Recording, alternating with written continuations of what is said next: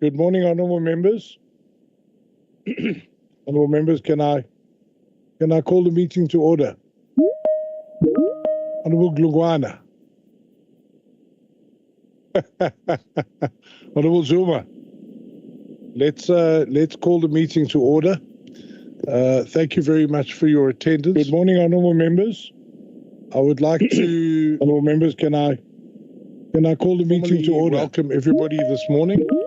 Honourable Glugwana. I'd like to welcome the officials who are our guests this morning from AGSA. Let's call the meeting to order. The Department of Education. Thank you very much for your attendance. Good morning, honourable members. And for your efforts. Would like to, honourable members, and of course I'd like to welcome everybody this morning.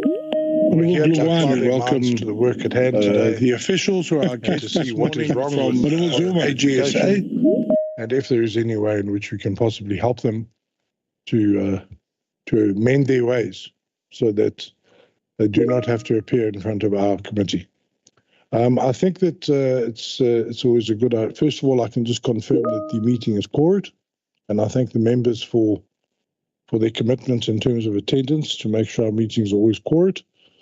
I think the next step is to introduce everybody that is here, and I think to change things up a little bit. Let's start with the AGSA team. If you wouldn't mind just starting from your head of delegation, and let everybody introduce themselves. It's always nice to hear from people. Okay, so please, for your head of delegation, if you can just start there, and we'll take it from there. Thank you. And then from there we'll go. So we'll go down on my left, and then we'll come back up on my right to the honourable members, and we'll finish up at the members who are very shy today and are sitting in the back row. Okay, thank you very much.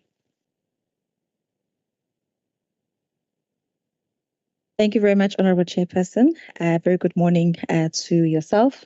Good morning to the members of the SCOPA committee, members of the audit committee that are present, and my colleagues from the AGSA. Good morning.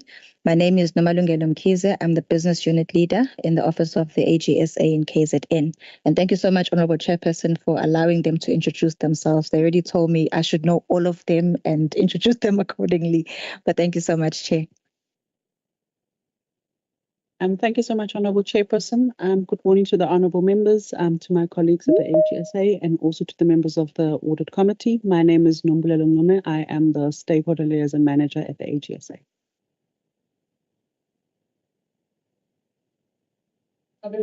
Morning, Honourable Chairperson. Good morning to all the honourable members. My name is Nenhlanhla Sibiya, the Senior Manager on the Audit of Education. Thank you. Thank you, Chair. Good morning, everyone in the chamber. My name is Lucky Njogwe. I am the Audit Manager on the Audit of Education. Thank you. Good morning, Chair. Good morning to everyone present here. Good morning to my colleagues at AGSA. I'm Renessa Gounden, Manager at AGSA.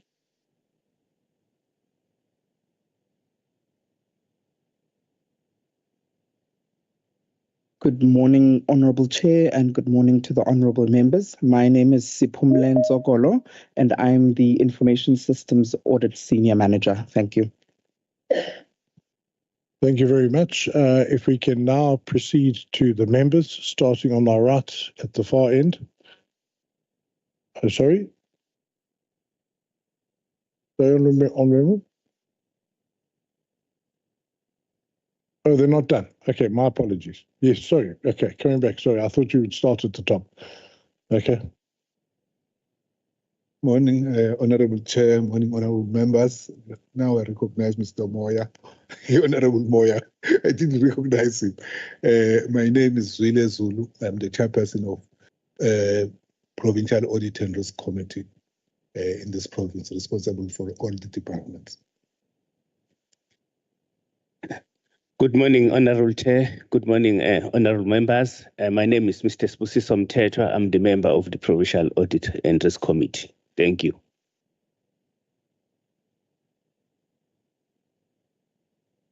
Thank you very much. Before we start, the honourable members, we have a special guest today, and I would just like to.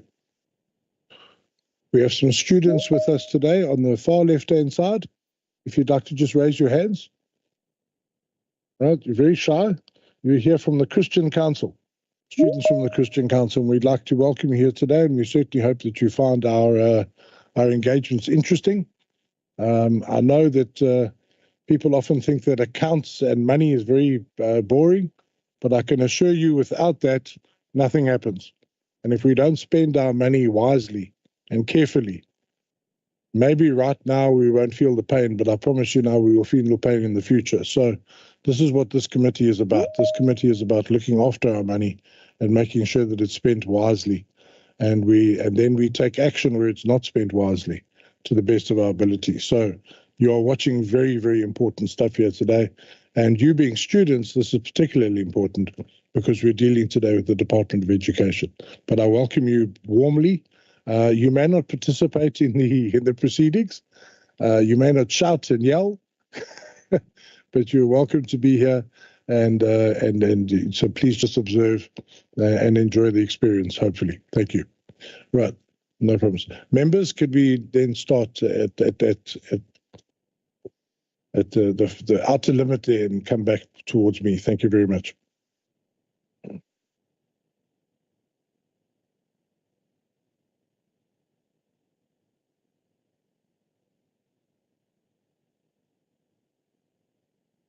Thank you, Honorable Chair.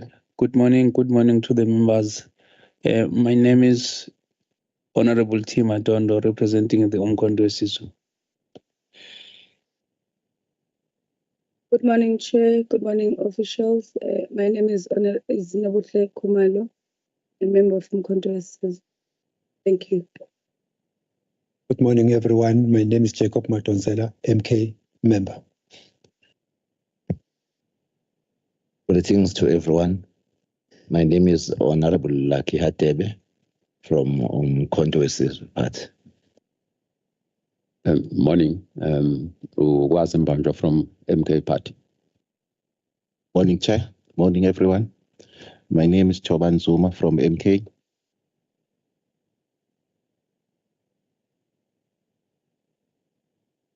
Morning, Honorable Chair and the honorable members, together with the department and the AG. My name is Tembiso Makubane from MK Party. Thanks.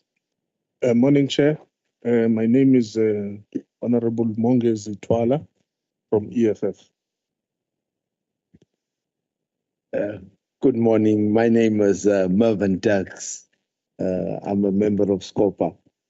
Thank you.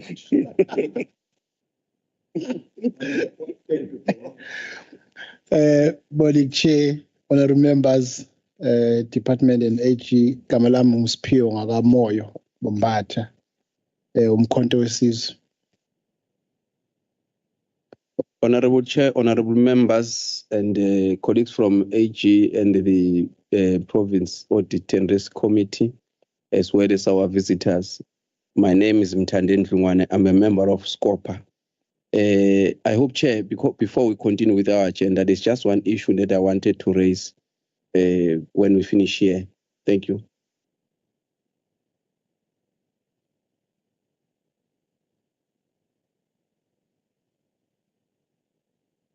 Honourable members in the third row, if you'd like to introduce yourselves. Thank you. Thank you, Chair. Sorry for being late.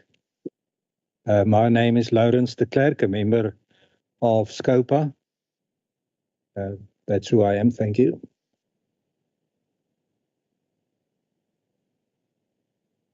Good morning, Honorable Chair, honorable members, and the officials present. My name is Teliwe Madlopa, the member of SCOPA. Thank you. Ngiyabingelela sihlalo amalungu esishayamthetho ahloniphekile kanye nethimba eliqhamuka kwa-AG nabasebenzi besishayamthetho kanye nezihambeli zethu. Igama lami ngiuhlengiwe Isibongo ngokwamavimbela. Ngiyilunga lesishayamthetho elihlala kwi-portfolio yakwa-education okuyona okuzodilwa ngayo kule briefing yanamhlanje. Thank you.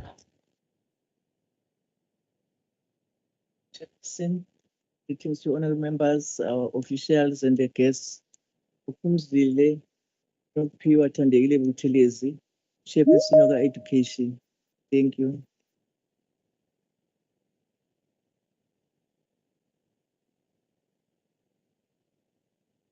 Morning, honorable members. My name is Kabum Kwanazi. Right, and then I will be the last. My name is Tim Browderset. I'm a member of SCOPA, and I represent today here the people of KZN. I welcome the members being very proud of their political parties. That's why we're here to a certain extent. But I always encourage members of this committee to our first and foremost priority is that we're members of this committee. And we are committed to good financial governance in the province without fear or favour. And so that is why some of your members, like Honourable Dirks, have said first and foremost he's a member of SCOPA.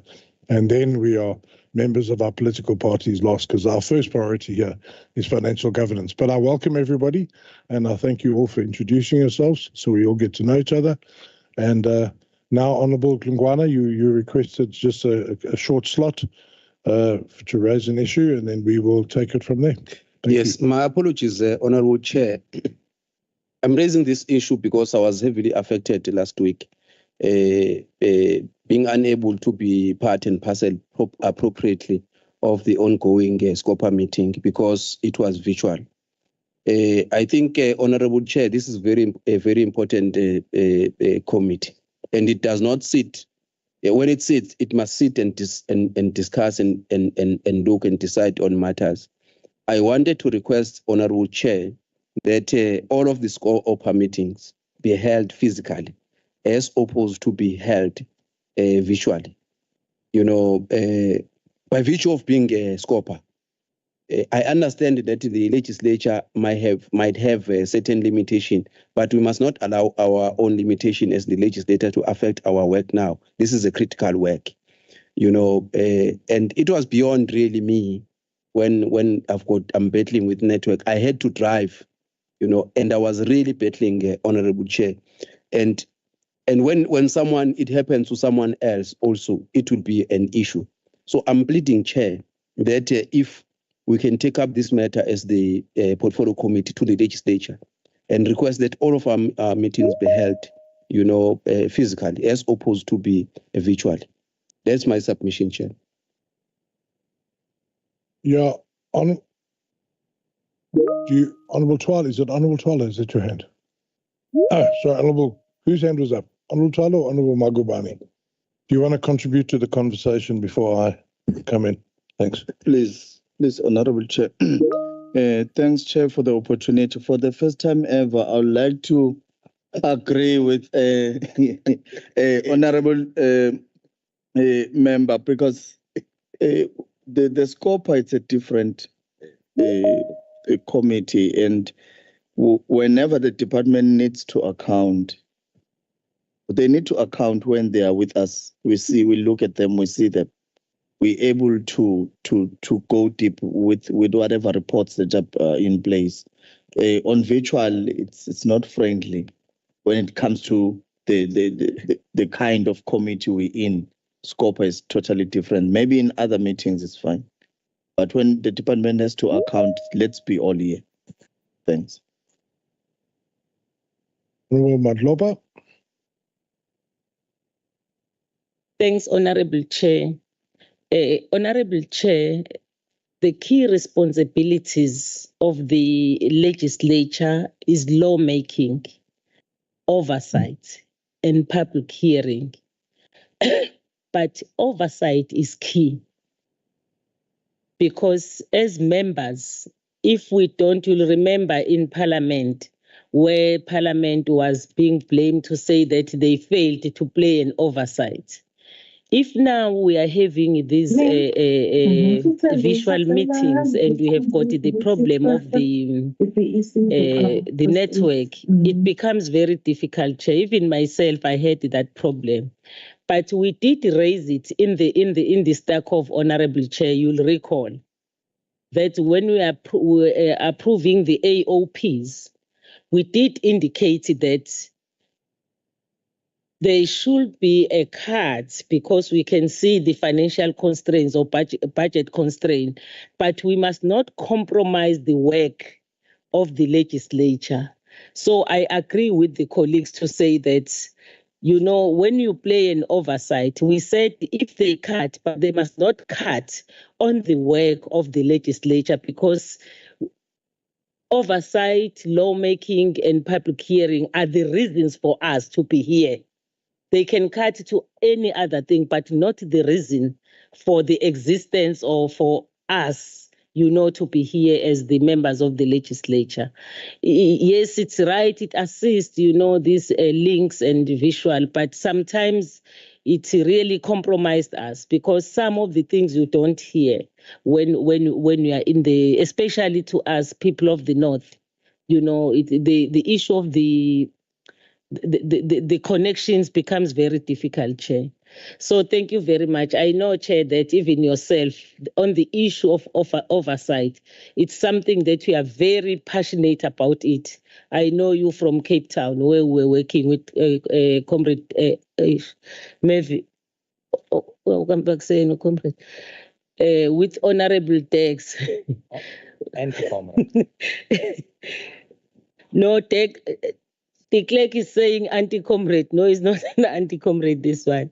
So we request, Chair, really, I agree with Honorable Dlungwane to say that please let us reconsider that one. And we raised it. These are the key or core mandate of us as a legislature to play an oversight. So it can't be to say that there is no budget for the core function of us. Thank you.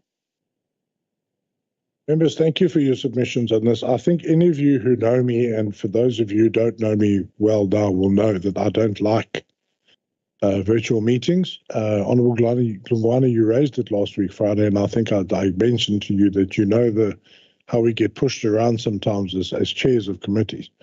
So I fully agree that we should never meet virtually for SCOPA hearings. So we're all in agreement there. And you see now, across divides, we have agreement on this particular issue. Point number one. But I will say that I'm satisfied with the level of interrogation and scrutiny that we gave to Ezemvelo and Itala last week. It was a 5-hour session, so we certainly did it. But we will avoid it at all means. There's only one left in the current schedule, which is on the 25th of October, which was the hearing with SCOPA. Kabo has advised me that he will get that changed to a physical meeting. So you can rest assured that all our engagements going forward will be in person, in the chamber or in one of the committee rooms upstairs.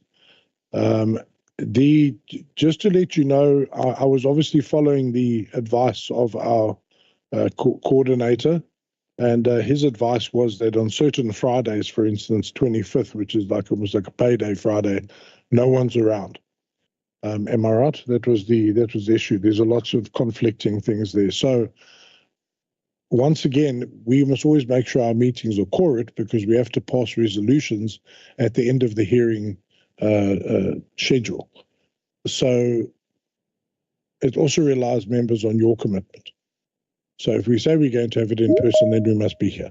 Because if we don't have a quorum, it's difficult for us to then, we could have an engagement with departments, but for us to then have the quorum, and then say that we were quorate on that day so we can therefore pass resolutions later, it really requires your commitment as well. So I give you, as your chair, I'll give you my commitment. I will certainly be here.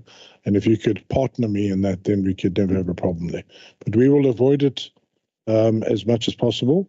And then while we're here, colleagues and members, you will remember that this week we've got the Senior Citizens Parliament, and we were due to see on Friday, was it Friday? Yes, we were due to see on Friday the Department of Health, okay, here in the chamber.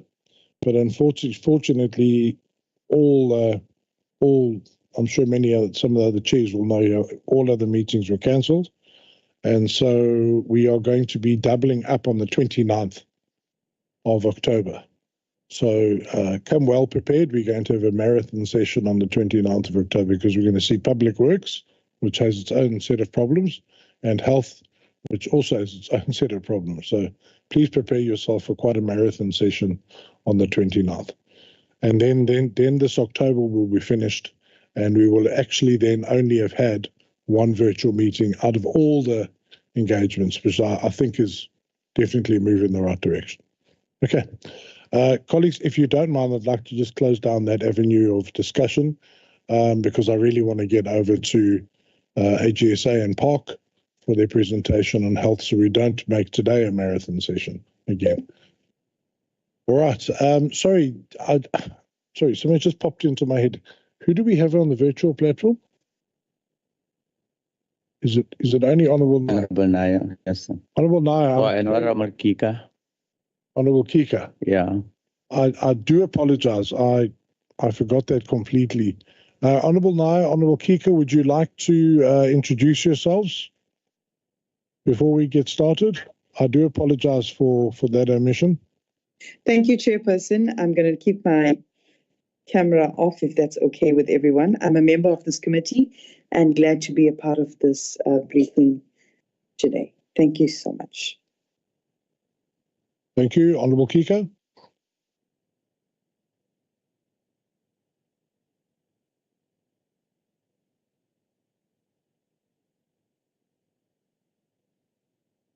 All right. Okay. Right. Sorry for the delay, AGSA. Please go for it. Give us your best report. Thank you.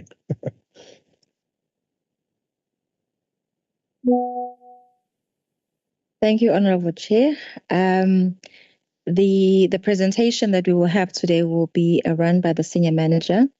Just as an introduction, as a starting point of what we are presenting, as per our previous presentation, where we presented the overall outcomes for the province. The presentation we have sent through, it now deals in detail with the Department of Education.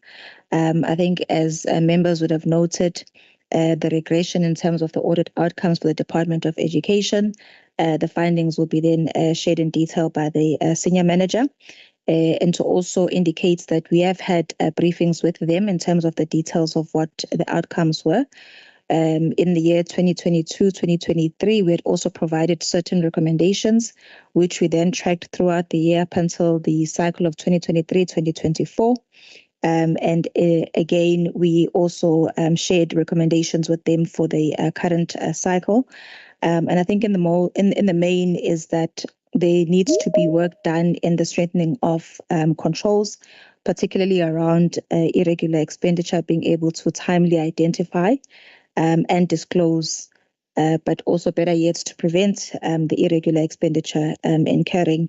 We also shared that overall there needs to be controls around financial management, as findings were also raised around certain areas where we believe there are weaknesses that have caused leakages, particularly in the area of payments in terms of salaries. So we also shared with them that there needs to be improvements around controls and financial management, and also systems in place for. Sorry, can I please interrupt you? It seems that your presentation is not moving with you. No.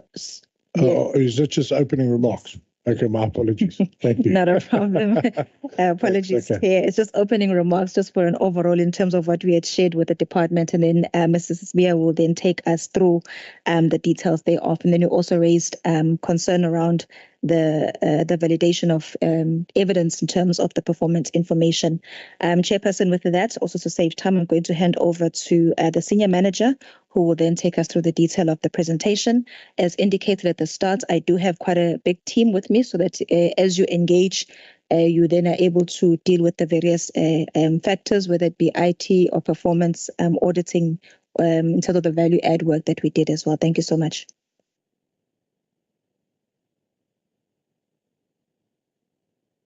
Thank you very much, Honourable Chair, and thanks, Mrs. Mkiza. The outcomes for the Department of Education for the year ended 23-24. On the next slide, we do reflect in terms of our mission. As the Auditor General, we have a constitutional mandate, and as the Supreme Audit Institution of South Africa, we exist to strengthen our country's democracy by enabling oversight, accountability, and governance in the public sector. And we do that through auditing, thereby building public confidence, and then obviously contributing to the democracy of our country. We would like to be recognized by all our stakeholders as a relevant Supreme Audit Institution that enhances public sector accountability in terms of ensuring that all the funds that are given to our state institution are fully accounted for. On the next slide, last year we reflected in terms of the recommendations that we gave to the department in terms of their audit outcomes. In the previous financial year, the department was financially unqualified with findings. Unfortunately, in the current year, we will be reporting a regression on that outcome. On the last year's recommendation, we recommended quite a lot of recommendations, and some of them were not implemented, some were implemented. We do commend the department by implementing the review of supply chain policies as well as training in terms of the districts where we reflected in terms of fraud indicators, so they were able to implement that recommendation. There are some recommendations that are still in progress in terms of ensuring proper record management. We did have issues of scope limitation, but the majority of the recommendations, 67% of the prior recommendations were not implemented by the department, and obviously triggering some of the repeat findings that were reported in the current year. Some of the recommendations included the calculation of payments in terms of employees that needed to be supervised and adequately reviewed. We also recommended the achievement in terms of the reported against the plan targets that needed to be validated. Mr. Simkize has reflected on that. We also recommended investigations in terms of transgressions. Obviously, that triggered the consequence management that we reported in the current year, and some of the oversight that also needed to be conducted over supply chain processes. You will see that in the current year, we reported quite a few of supply chain processes transgressions that the department had.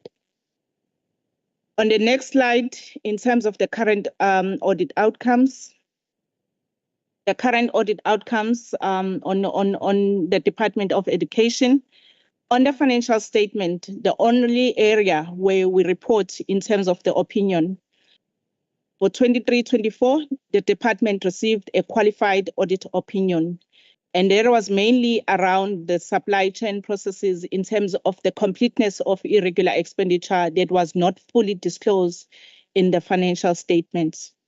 There is a regression, Honorable Chairperson, when you look at the graph under financial statement, where in the previous 2 years, 21-22, as well as 22-23, where the department was financially unqualified with findings. So the committee needs to focus in terms of that regression that has happened in the department.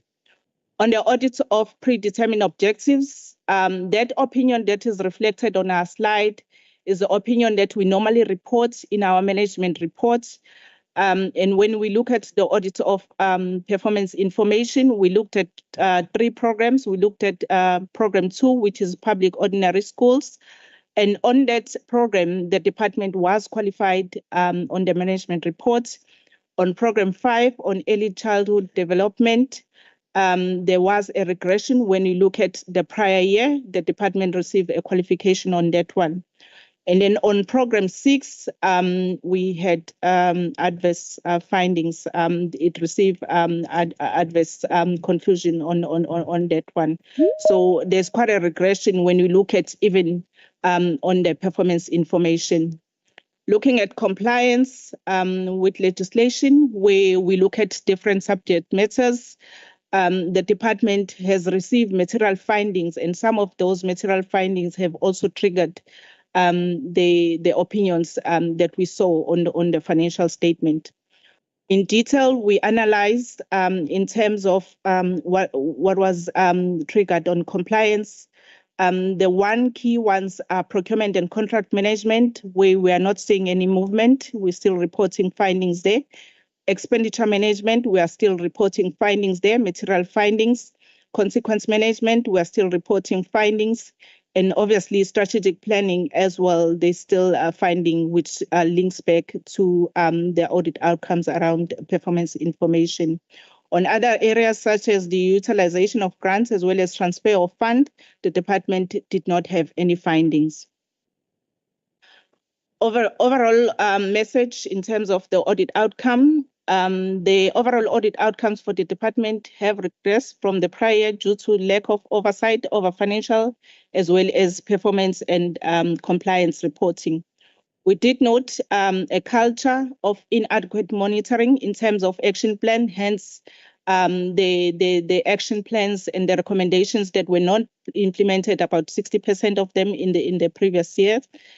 There was also a lack of investigation in terms of unauthorized, irregular, fruitless and wasteful expenditure, as well as lack of adequate controls around the strategic management. We did note as well as findings around the predetermined objectives where it was not validated. Obviously, the reporting of the audit outcomes was not accurate and complete. The root causes, when we analyze the root causes of those regressions in terms of the department, it received a qualified audit opinion due to ineffective oversight by the accounting officer, as well as the chief financial officer in terms of financial reporting, as well as processes in terms of significant issues related to disclosures of irregular expenditure that were not identified before submission in terms of the financial statement for auditing. Those findings, because they were repeat findings, it was areas that the department was warned on those in the previous years, so they reoccurred in the current year, and thus causing the regressions. The recommendations that we have made to the head of department was to ensure that controls to detect non-compliance with SCM prescripts must be implemented. The HOD also needed to intensify and coordinate efforts to eliminate the non-compliance by strengthening controls over expenditure management, procurement and contract management, as well as consequent management processes. The HOD also needed to make sure that the achievement in terms of the service delivery audits, which is the predetermined against plan targets, are fully validated in terms of supporting documentation. Someone must ensure that the information that is being reported is credible. We also had engagement with the MEC of the department. And obviously, the recommendation that we made to the MEC was to ensure that he oversees the strengthening of internal controls by the HOD, obviously to prevent the recurrence of material irregularities. There were a number of material irregularities that we reported in the previous years. And obviously, on those, there were some progress that was made. Some of them were resolved. Meaning that when we say it has been resolved, it means that the HOD has taken action plans, and some of them were closed, and some of them are still ongoing. Some of the recommendations also included looking at a closer look at the PERSAL system to ensure that there is adequate configuration to enforce compliance with allowances. We did pick up issues around allowances, the overpayment of allowances, as well as staff receiving allowances that they were not entitled for. So it needed that the HOD looked at those into detail, because it's an annual process that he needs to do to make sure that he reviews the issue of allowances. In terms of calculation of payments to employees, they also need to be supervised and adequately reviewed to avoid overpayment. That's one of the leakages that Mrs. Mkhize was reflecting on, to say that there's still leakages around the salaries. In terms of the quality of reporting, financial management controls, there needs to be proper record keeping. That's the intervention that is required, as well as under the review of monitoring compliance. The other ones are still in progress and concerning in terms of daily and monthly controls, the in-year and in-year reporting that also need to be monitored. And obviously, yes, the department submitted financial statement at the end of May. And obviously, there was adjustment on certain issues, but there was still a qualification at the end of the audit. We have raised material misstatement in the submitted financial statement that I've also highlighted in terms of instances of non-compliance with the STM prescripts, the irregular expenditure which was not disclosed. A service provider rendering printing services to the value of 215 million. The appointment of service provider was found to be in contravention of the supply chain processes. There was also a service provider supplying the learner-teacher support material to the value of 898 million. The appointment of the service provider was also found to be not to be in line with the SCM prescripts. So irregular expenditure from the contravention of supply chain was also identified across the 12 districts of the department. So we visited all the districts of the department, and there were still issues around the supply chain processes. It was an issue that was raised in the previous year. And obviously, when you look at the magnitude of that in the current year, it impacted the quality of financial statement. So the impact is on poor quality financial statement that led to incorrect decision being taken by the management. Management needs to ensure that they are looking at credible financial statements. On the next slide, when we zoom in into performance planning, as well as reporting the impact in terms of service delivery, the performance report that was submitted before we audit on the 31st of May, as well as the one that we reported on in August, it still had findings. So there were no changes looking at the 3 programs that I've highlighted in the previous slide. There were many achievements that were not substantiated, that were not validated by supporting documentation, and often inadequate to verify the reported achievement. And this issue stems from inadequate record keeping, which we have highlighted, as well as practices and insufficient oversight monitoring in terms of the accuracy of the reported achievement. We also noted exclusion in terms of performance indicators. Education did not include the medium-term strategic framework performance indicators relating to priority 3, priority 4, as well as priority 6 in its annual performance plan, resulting in a material finding on the completeness of indicators in terms of the APP. Some of the MTS outputs were not included, and some of them that we highlighted were with schools with access to IT devices, the availability of reading material for grade 3 learners in indigenous language, the skills subjects that are introduced, schools connected for teaching and learning, developing funding model for early childhood program. Additionally, the department also failed to include the key performance indicators for infrastructure for developing in its APP, despite ongoing investment in terms of the school infrastructure maintenance as well as the upgrade. Obviously, the impacts around the service delivery audit on excluding KPIs for the performance plan for a key department, it could lead to significant setbacks in terms of achieving education equity, digital literacy, as well as future workforce readiness. This omission will obviously impede the overall development and advancement of the education in the province. The department also needs to include all MTSF indicators in the annual plan as required, making it meaningful to ensure service delivery and also to be able to be fully accountable for the output that they need to account for.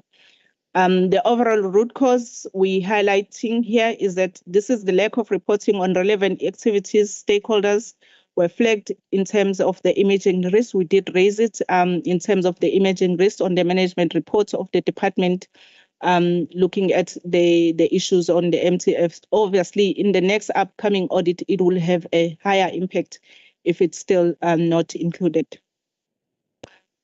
In terms of the audit of compliance with key legislation, in the current year, the department continues to have repeat non-compliance findings due to management failure to address audit findings, as well as root causes and implementing proper preventative controls.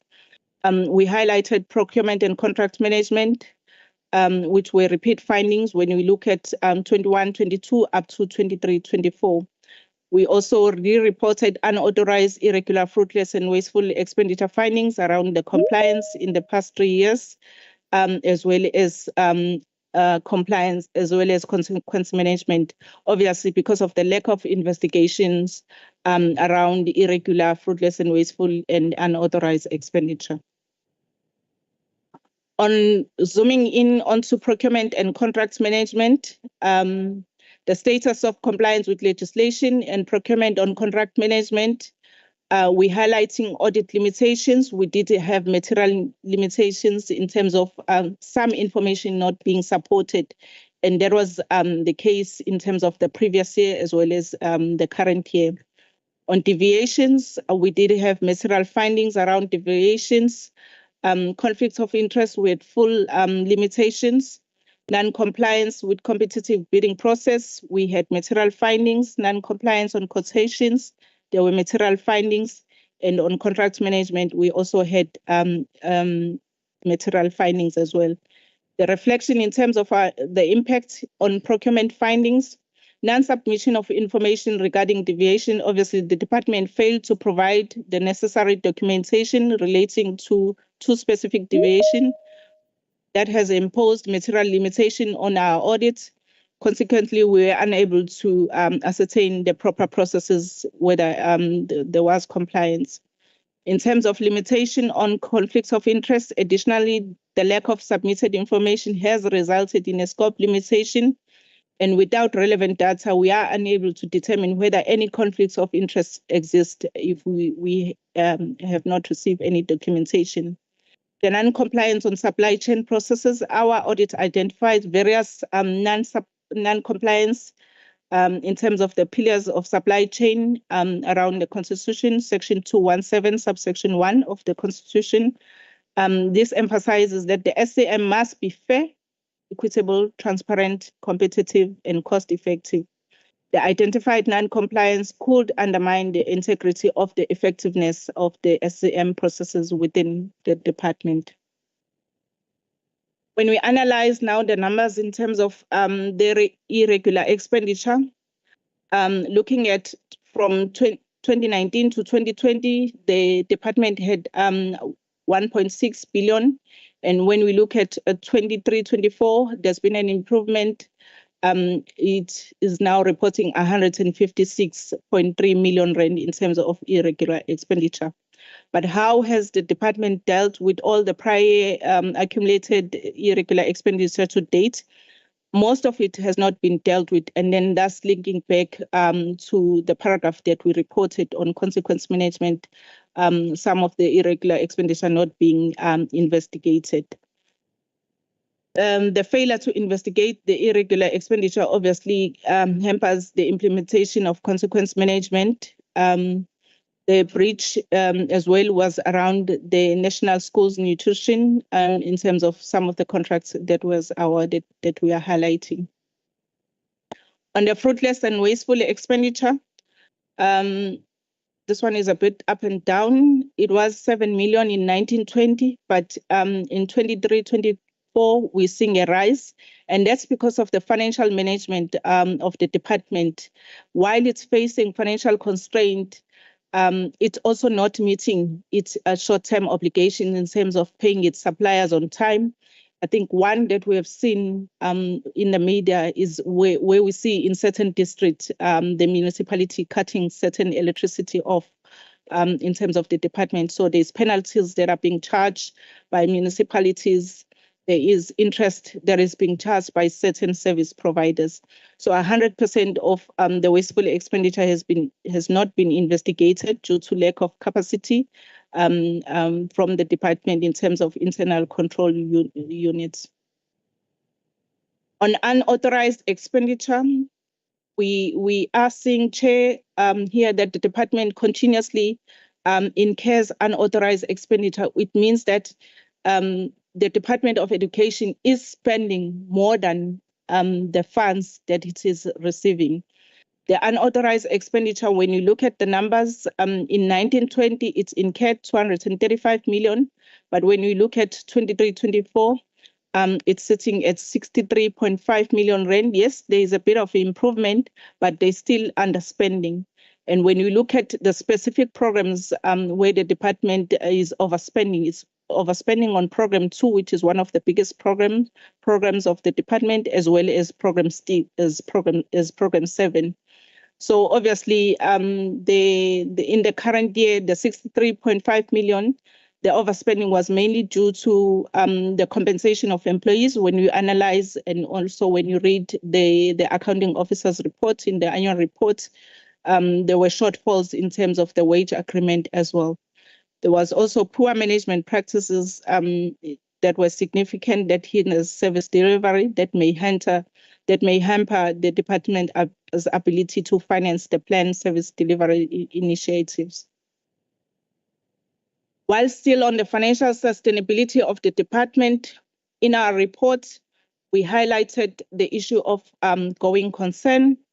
where we reflected an emphasis of matter in terms of the going concern, where we highlighted that during the 23-24, it was identified that some invoices received were not always paid within 30 days of receipt, even though the creditors' payment days have decreased from 22 days to 11 days, as much as it's showing good payment days, but you're still getting issues of fruitless and wasteful expenditure on payments not being made on time. Debt collection also continues to be a problem in terms of the overpayment of staff, where where the department backlogs in terms of recovering the overpayment from staff. We also noted a bank overdraft that the department incurred of 955 million rand, going from 955 to 1.35 billion in the current year. And obviously, that shows that there is financial issues that need to be highlighted. The accruals and payments were not recognized will consume a significant portion of the next year's budget. So what we saw is that they incur accruals in the current period, and then obviously that will filter in the next year's budget. I don't know what's happened, but the presentation has disappeared from the screen. Can we get it up again, please? Thank you.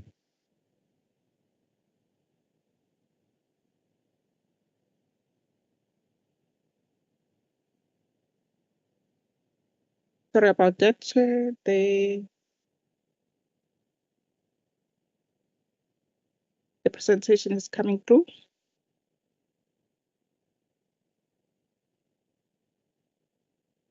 Okay, I'm now on the material irregularities, slide 14.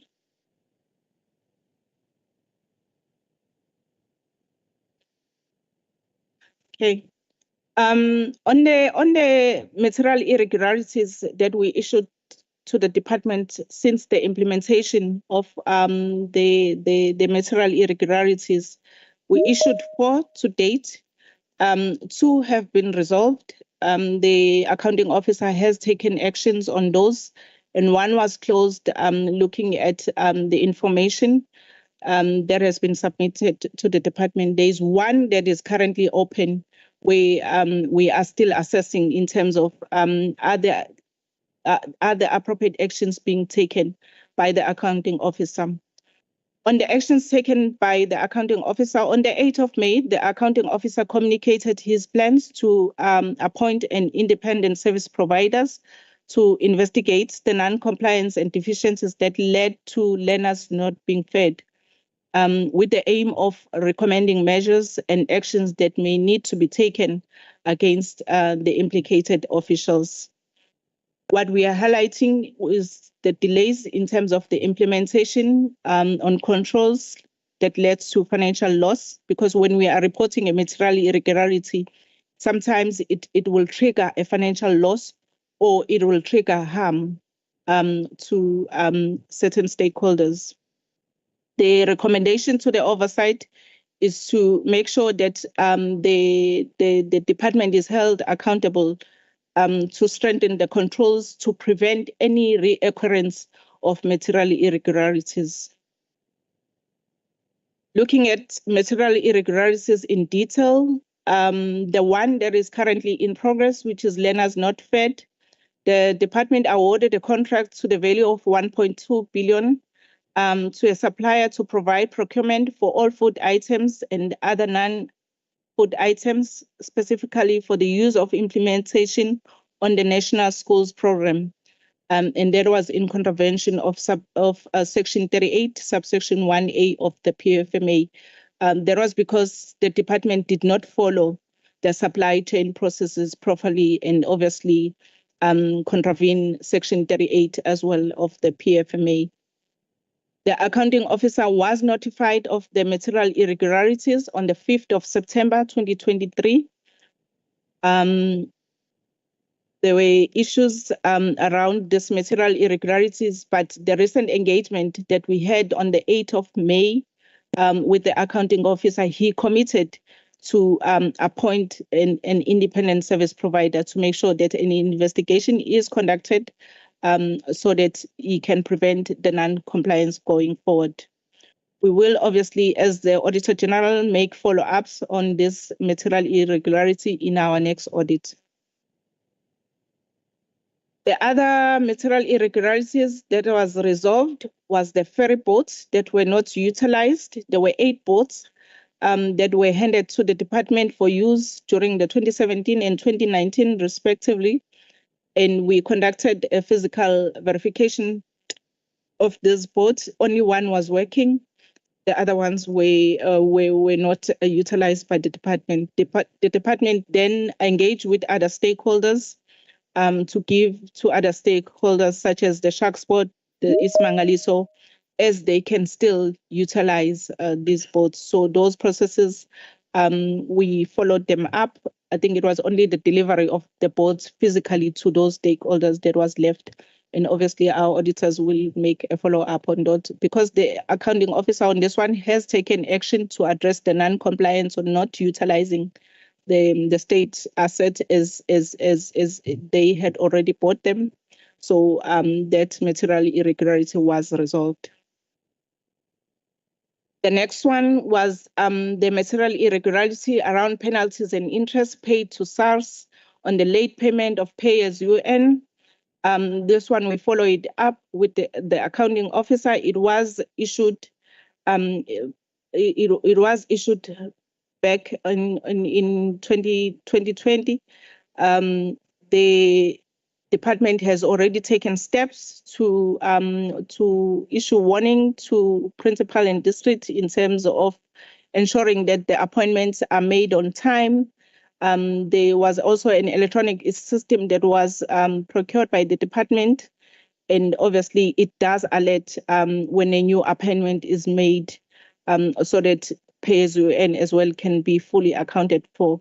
So proper actions were taken by the accounting officer to address this financial loss on penalties. We have not seen the department incurring any further penalties with SARS. On the one relating to salary payment for person no longer employed by the department, there were staff debts that were accumulated by the department, historical debts. And obviously on this one, it was closed. We followed up actions to address the internal controls that were implemented by the department. And obviously because of prescription as well, this one was closed. We will still pursue other MIs relating to now specifically overpayment in terms of allowances to the department employees. On the audit of performance information, I did make an indication in terms of MTS targets that were not included in terms of Program 2. The department did not include those targets as the committee. If the committee can follow up in terms of the annual plans of the department that has all the MTSF targets that the department needs to include, have they all been included in terms of the APP so that it can be fully accountable for the target that it needs to achieve.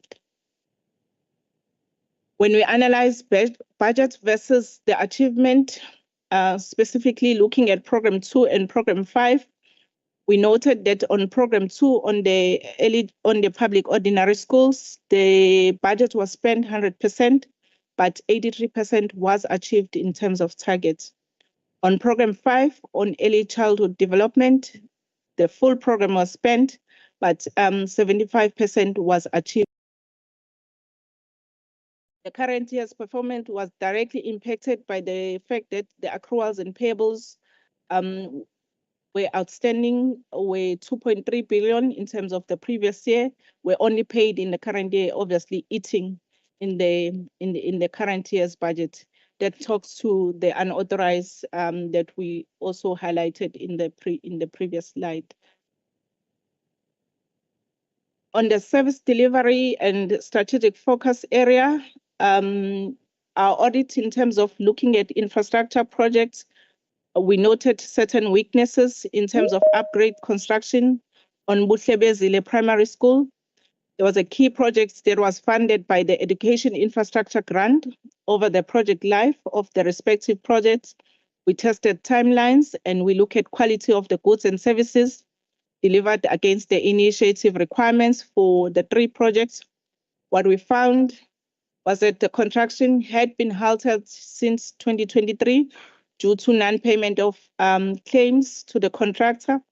There was also suspension of work by the contractor, resulting in the standing time with a cost of about 5.8 million rand, which was escalated to the project cost of the school. There was also amendment in terms of the original design, in terms of the installation of H-bins to strengthen and support the slab.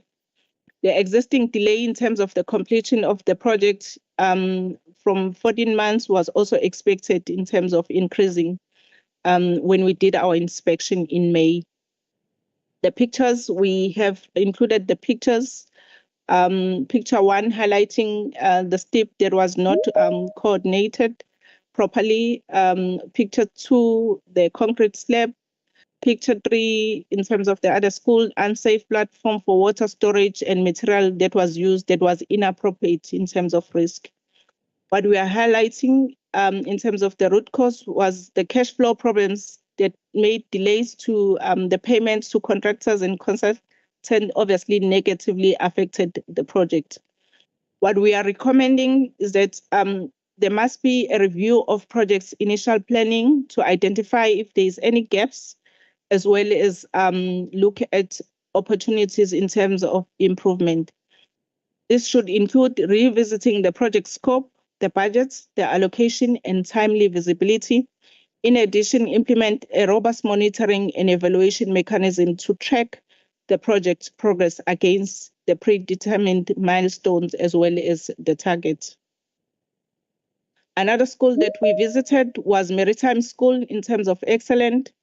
And then on this school, what we found was there were quality defects. For example, there was not properly built door frames, not properly affixed, and concrete columns that was not properly cast was identified in terms of our site inspection. We also noted moist. We also noted that the payment certificate as well amounted to 19 million was reduced to 5 million without appropriate documentation and explanation from management. The pictures that we are highlighting, door frames not properly affixed to the concrete. There was also, the wall was a bit skewed as well in the bathroom. There was also dampness in terms of the wall as well. On the next slide, we also visited Open Gate, Elson. And on this project, the value of the project had escalated from 52 million rand to 105 million rand due to delays of 4 to 5 years. The root causes were around the cash flow problems and delays and obviously poor monitoring. We have highlighted the pictures in terms of learners housed in classrooms, the areas that get flooded due to heavy rains as well. On educations and skills, in terms of some of the work that we do on the reflection of the curriculum, the aim of this audit was to assess whether the Provincial Education Department is effectively managing the process to improve the curriculum implementation. Our scope of work included the evaluation of how the mathematics curriculum was implemented at quintile 1 to 3 schools and how the implementation was monitored and supported by the education districts as well as the provincial education. What we found when we did that audit, we noted that in terms of human resources, there were vacant posts at some schools that were not filled or delayed. There was no confirmation in terms of the educators taken to mathematics as whether they had taken mathematics in terms of looking at their academic record before they get hired.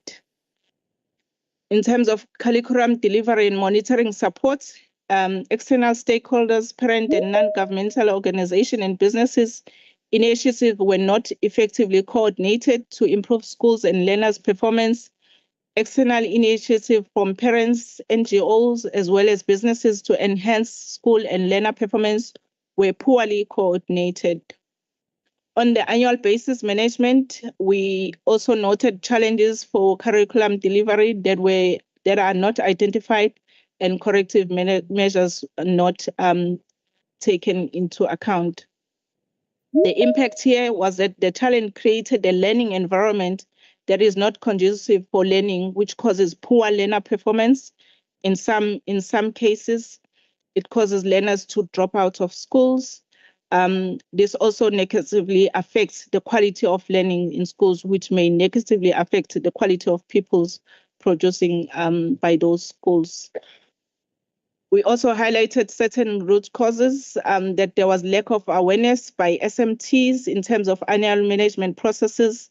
There was lack of management commitment in terms of the HR processes, inefficient time management by educators to ensure that there is quality education, and then the mechanism to implement effective collaborative culture was also not evaluated by the district.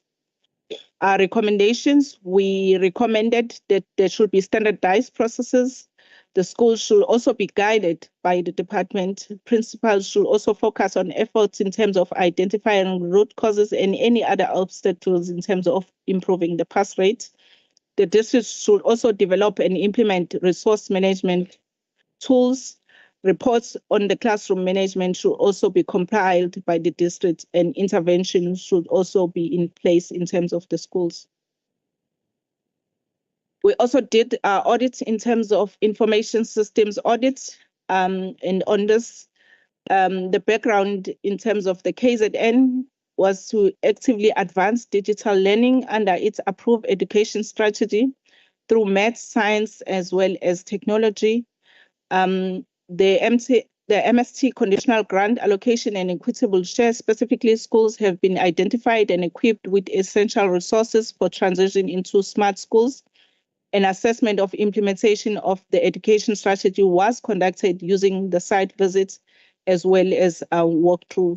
What we found on this audit was that the devices deployed for smart school projects were not being utilized, or were being utilized incorrectly, or were incorrectly installed or unrecovered in terms of the asset register. There was also inadequate management in terms of the piloted coding as well as robotic laboratories project. When we analyzed the root cause, there was lack of maintenance policies, inadequate teaching training, and poor device monitoring that hindered the effectiveness of smart devices. Inadequate asset management, and our recommendation included that should be policy reviews as well as training that is developed in terms of comprehensive maintenance policies ongoing.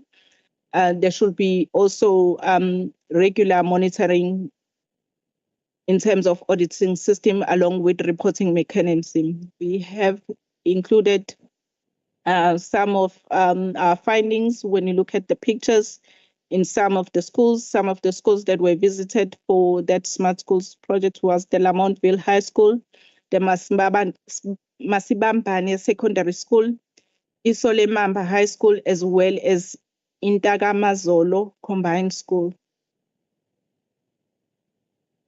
We also did an audit in terms of a performance audit to assess the progress towards the SDG 4.5 with a focus on providing equal and equitable quality education for children with disabilities by 2030. The objective of those audits was to assess progress made by the South African government in terms of attaining the Sustainable Development Goal, which advocates for the provision of equal and equitable quality education for children with disabilities by 2030.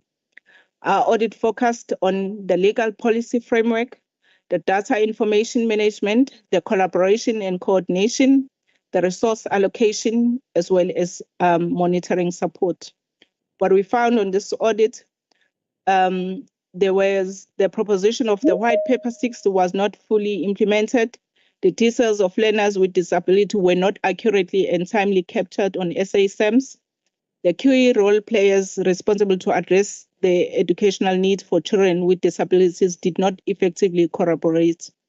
The Education Department did not adequately allocate resources to enable equal as well as equitable quality education for learners with disability.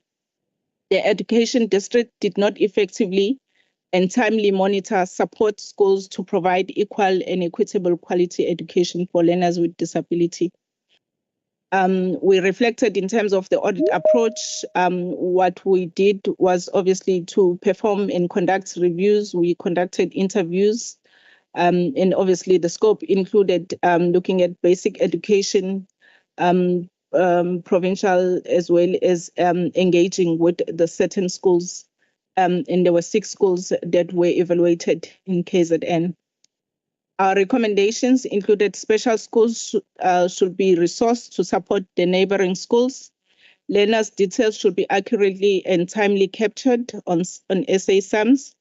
And obviously, there also should be a review in terms of the needs of the school and prioritize allocation of facilities and strengthen implementation in terms of policies. KZN management also made comments that there's more that needs to be done in terms of improving the livelihood of learners with disabilities. There are several interventions currently implemented to mitigate certain factors that are raised in the report. This was a standalone audit in terms of our focus on performance audit. It was a standalone audit, not necessarily a regularity audit. On presidential youth employment initiatives, as part of our audit in terms of performance audit, we looked at, it was based on the success and value of implementing phase 1, 2, and 3 of basic education sector support to initiatives by stakeholders across the spectrum of South African society. The initiative was funded by a continuation. We looked at in KZN, KZN was allocated 58,500 youth with a budget of 1.4 million rand. Our observation when we did this audit was the appointment process deficiencies that we noted. The NSFAS 8 appointed assistants were receiving aid from NSFAS. Employment issues, 310 assistants were also employed by other state institutions.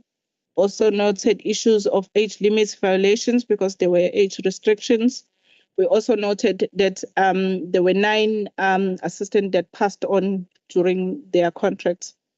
Performance information accuracy in terms of reporting, there were inconsistencies in terms of reporting on this achievement. There were root causes that were highlighted in terms of reviews and district not effectively monitoring the oversight. And obviously this impacted in terms of financial impact, in terms of appointments who were employed in other government departments or were either deceased and were over the age limit. So what we highlighted as well was the reporting in terms of accuracy, in terms of discrepancies that were noted. We did make some recommendations that there should be investigations conducted in terms of corrective measures that supported the performance. That they should act against that falsely declared information when they were hired, that there should be a proper collaboration with other state bodies as well, and then proper monitoring in terms of action plan to enhance controls. We also conducted an assessment in terms of National School Nutrition Program. The National School Nutrition Program is a government program for poverty alleviation, specifically initiated to uphold the rights of children to basic food education. The NSNP aims to provide nutritious meal to all quantum 1 to 3 schools, as well as quantal 4 and 5 schools that were identified to be needy in line with the available resources. We identified special schools that are also in need of these meals. Our observation was the coordination in terms of the appointment. There was no S&P coordinator that was appointed at one of the 10 schools that we evaluated. We also noted training deficiencies in terms of the coordinators. We also noted issues in terms of the documentation, in terms of the roles and responsibilities, the way that the food was handled, the PPE in way that it was utilized, the safety in terms of food violations. We also noted stock control issues, and obviously meals service gap was also highlighted. Some of the root causes that were noted was the NSNP coordinators and nutrition committee members often did not clearly understood or document their roles. The provincial education department and district frequently failed to inform or coordinate trainings. Schools often did not provide food handles. There were inconsistencies in terms of maintenance. There was also inadequate monitoring. Obviously, this impact in terms of proper meal provision, students may face malnutrition leading to poor health outcomes. And if meals are not consistently provided to students, obviously there's low socioeconomic background, they may be less motivated to attend schools. We did make some recommendations that management should enforce mandatory measures for all schools to enable NSNP.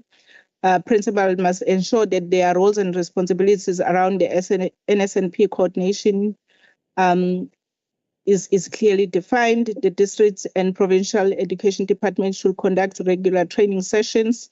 There should be a proper checklist as well. We also look at the learner transport program. In terms of the learner transport program, the audit focused on the following areas relating to learner transport program: on the identification of eligible learners to transport in terms of monitoring schools, coordination of buses and driver qualification, the capacity of the learner transport, the reasonability of the kilometers traveled and claimed, as well as communication. The audit of the learner transport was performed at schools with two education districts, being the Zululand district, as well as the Umzinyathi district. In our observation around the learner transport, we noted issues relating to the identification of eligible learner transport in terms of monitoring. Not all schools were visited. There were concerns regarding the conditions of the buses when we observed. We also noted issues around the capacity relating to the fundings around the capacity. We also noted issues around communication relating to the issues that the schools that we visited. Some of the root causes were around management and operators failed to sufficiently monitor the vehicle contracted for the learner transport system. Management also did not effectively plan the learner transport program, resulting in insufficient vehicle capacity to safely accommodate the approved learners. Some of the recommendations that we made was that management should ensure that the learner transport program should be thoroughly planned and properly monitored. And the buses should also ensure that they've got sufficient capacity to carry the children. The overall message to the Oversight Committee, honorable members, as the Auditor General, what we would like to see is monitoring and regular follow-ups with the executive authority, specifically the accounting officer. We've highlighted the root causes around adequate record management system that was not maintained within the department. We've highlighted in terms of the service delivery audits, in terms of achievement reported against predetermined objectives that were not validated against supporting documents. We've highlighted issues of investigation into transgression reported during the audit around the UIFW that was not conducted. We've highlighted the issues around the lack of effective controls to ensure supply chain processes. Our recommendation, honorable members, is for the committee to follow up with the accounting officer of the department in terms of proper records management systems, on predetermined objectives as well as supply chain. We also recommend that the committee follows up with the accounting officer in terms of monitoring, ensuring that controls are put in place to ensure that the reported performance information is validated against supporting documentation to ensure that credible information is reported by the department. We also recommend that the committee follows up with the accounting officer on actions undertaken around the issues of unauthorized, irregular, fruitless, and wasteful expenditure in terms of dealing with investigations. We did note that there are some investigations that are conducted when people are complaining about certain schools. So around those financial misconducts, yes, there are investigations.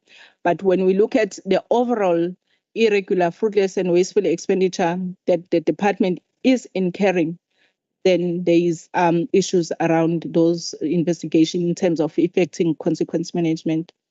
We also would like that the committee will follow up with the accounting officer in terms of controls, in terms of ensuring supply chain processes, because those, if there is no compliance with supply chain processes, some of those non-compliance will also trigger material irregularities that we have reported. This is the end of our presentation. Honorable Chair, I thank you.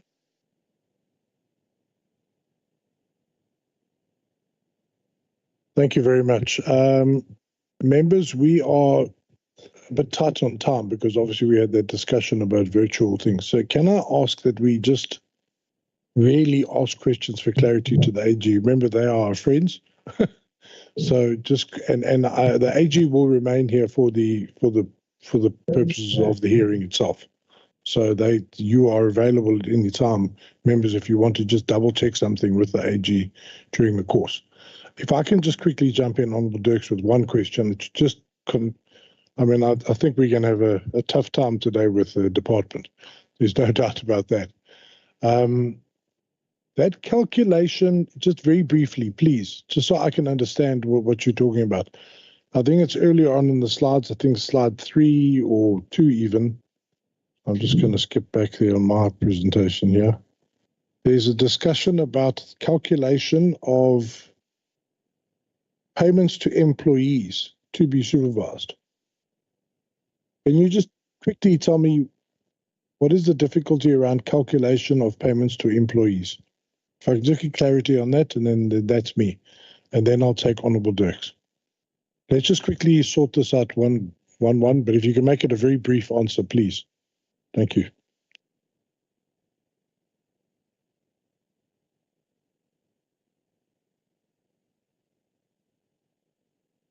Okay, thank you very much, Honourable Chair. You will note that in some of the material irregularities that we highlighted was around the issue of overpayment.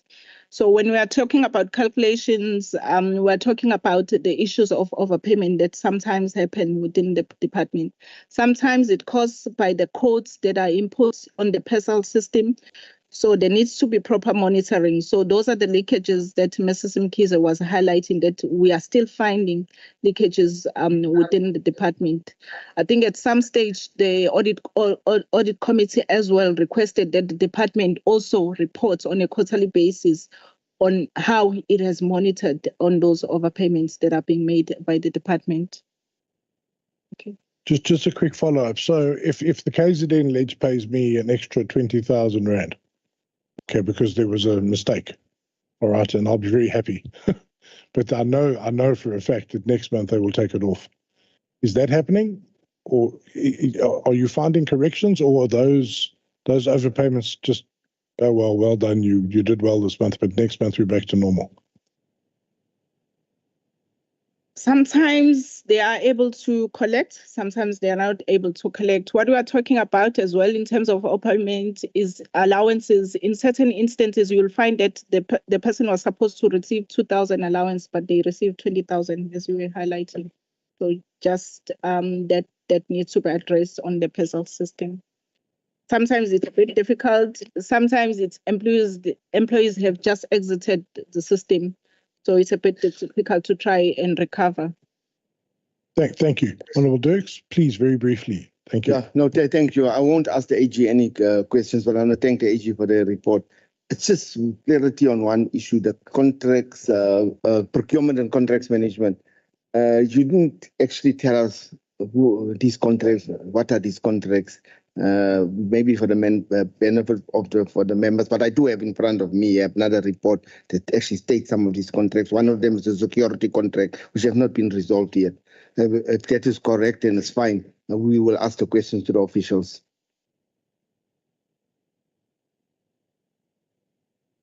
Thank you. Honourable Dirks, do you want to respond to that question, or do you say we'll interrogate that with the department?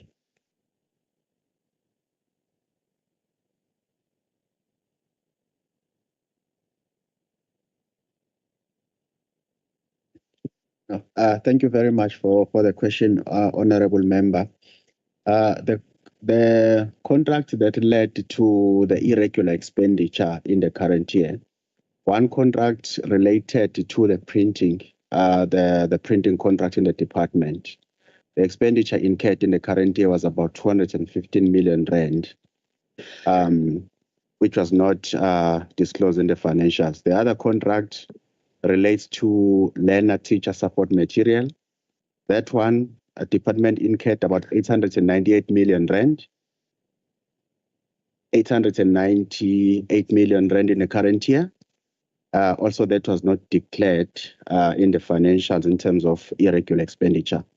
And then there were several non-compliances in terms of the quotation process at a district level, all of them, including the head office. Also, that irregular expenditure was not disclosed in the financials. Thank you. But you have not answered my question. Sure. I asked a specific question because on the, I'll tell you now, I asked a specific question. If they not answered me, let me just get, yeah, sorry, but I need to get there. On the 3rd of July 2024, the AG wrote a letter to the department regarding the security contract and the findings and the irregularities and the material thing of it. Is that one of the issues here?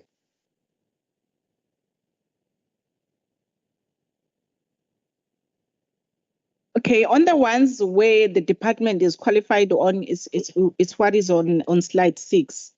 On other issues relating to non-compliance, like you're highlighting security issues or learner transport, that triggers non-compliance. There's another exercise that the accounting officer has undertaken in terms of that there is irregular expenditure that has been reported to him, but it's still under assessment. There is an engagement that they have with the provincial treasury where he still needs time to assess certain irregular expenditure. Honourable Dirks? No, Chair. AG, you must be very clear and straight. No, Honourable Dirks. First of all, please, can you direct comments to the officials to the chair? Sorry about it. No. Honourable Dirks, I'm not cutting you off at all. I'm just saying, I suggest what we do is following. When the department comes in, you are going to be given unfettered access to them to question them on this. If they cannot answer, our friends from AGSA will sit one row back and they will provide the details. So if you're not getting the answers you want from the department, then we will just have the AG on hand to say, can you help us with the detail? I just don't want to get bogged down in a line of inquiry now before the department arrives. Chair, understand what you're saying, but Chair, my concern here is that these members here must interrogate the department. Now, if the AG does not give the specifics, these members will be unable to interrogate the. We will get the specifics. I just want to get the specifics. That's all I'm saying. If I did not have this information here sent to me, the report of the AG, the letter of the AG to the department, no one was going to raise this issue here today. And it's a serious matter this year. Yes, Honourable Dirks, you're going to be able to raise this at but why does the AG not want to say, yes, we have findings against them on the security? I don't believe the AG don't want to say that. I'm just, sorry, okay, members, let me please explain what I'm on about here. I want the department to come in at 11:30, okay? I want the department to come in at 11:30. I want to finish our just questions for clarity with the AG before then. Then the AG will be on hand to answer any questions during the course of our questioning of the department. So the AG is not running away, Honourable Dirks. They're here for the whole session. Can we just get questions of just minor clarity, like my thing about calculation of employment money, out of the way, and then proceed to the hearing with the department, and the AG will be here the whole time, and we can say, sorry, can you just stand down, please? AG, can you answer? All right, I will allow that. Can I go to Honourable Hlungwane? Thank you. You were next. Thank you, Chair. But I think on the question that Honourable Dirks is asking, the AG must answer on that, so that we are clear sitting here. But of course, we're still going to have time with the department where we would interrogate it appropriately. But I think AG must really just give that information. On my own issues, Chair, just simple issues. There are two directed to AG. Honourable Hlungwane, I take your point, and I take Honourable Dirk's point, and I think it's Honourable Magobani's point. Can we just go then? AG, can you just reply as fully as possible to Honourable Dirk's inquiry? And then I'll go to Honourable Hlungwane on his questions, and then I'll come to you, Honourable Magobani. Is that all right? Chair, I think it's a follow-up to what Honourable Dirks was asking. Yeah. What is Honourable Dirks is asking, that there was another issue that involves the issues of security contracts. Yes. But we don't see it on this report. Okay. And it's an issue that is on AG's hand. So where is the matter? Why is it not reflecting on this report? What's going on with that matter? So it's simply that, so that we will understand what to ask the department. So we just need clarity. Why is it not reflecting on this AG's report? Okay. So a response to that question will solve the impasse at the moment. Is that correct? Okay. AG, can you respond directly to Honourable Magobani's question? Then I'll come to Honourable Hlungwane. Thank you. Thank you very much, Chair. Can I just make one clarity to the honourable members? What is reported in the audit report is what impacts in terms of the audit opinion. So if we have not included something in the audit report, it's because it has not impacted in terms of the audit opinion. What the honourable member is asking in terms of the security contract, it is in the management report, so it affects the deviations around the management reports. So the ones that are reflected here, it's because they've got a material impact in terms of the audit reports. There will be other findings that when you go into the management report, you'll find them detailed here, but they won't necessarily be affecting the audit reports. That security contract is a deviation that was highlighted in terms of the findings that we raised with the department. Honourable Chair, I think it's best if I will send all members this report here. It does have material impact. It's a serious situation here, where the auditor even is accusing the security company of collusion, where the auditor is even saying disciplinary action must be taken against members, where the secure auditor even says that the same company is asking different prices for the same work. It's a serious, and now we don't find it here, but I'll send the report to members. During lunch break, the members can read it, because we have to deal with this here. Because this here really needs an investigation. People must be charged for what happened here on that security contract, because what happened here is criminality that happened here. All right, Honourable Dirks, 100%. Nothing is off limits here. You know that I've made that abundantly clear. Is this a report from the internal audit department? From the AG? And your argument is that it's not included in their report today. All right. Okay. I'm quite sure that there's no malfeasance. I certainly hope on the part of the AGSA that they've excluded the report. But look, you've raised the issue. Let's take it under advisement. I want to move on. We're now, the objective I was trying to achieve is now lost. So, Honourable Klungwana. No, thank you. I think if we can be shared that report, you know, so that all of us, we do not shoot from the dark, so that we have all of us this information. Honorable Chair, just two issues, simple issues, as I was saying from the AG side. I just want to check if the department was willing and provided all the information that you required during the course of your audit.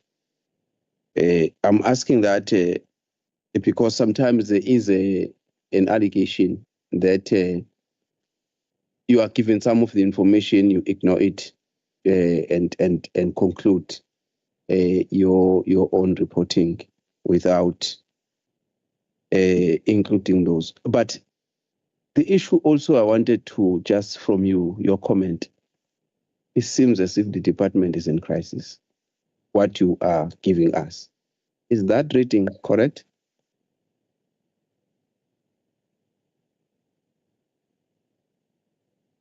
AG?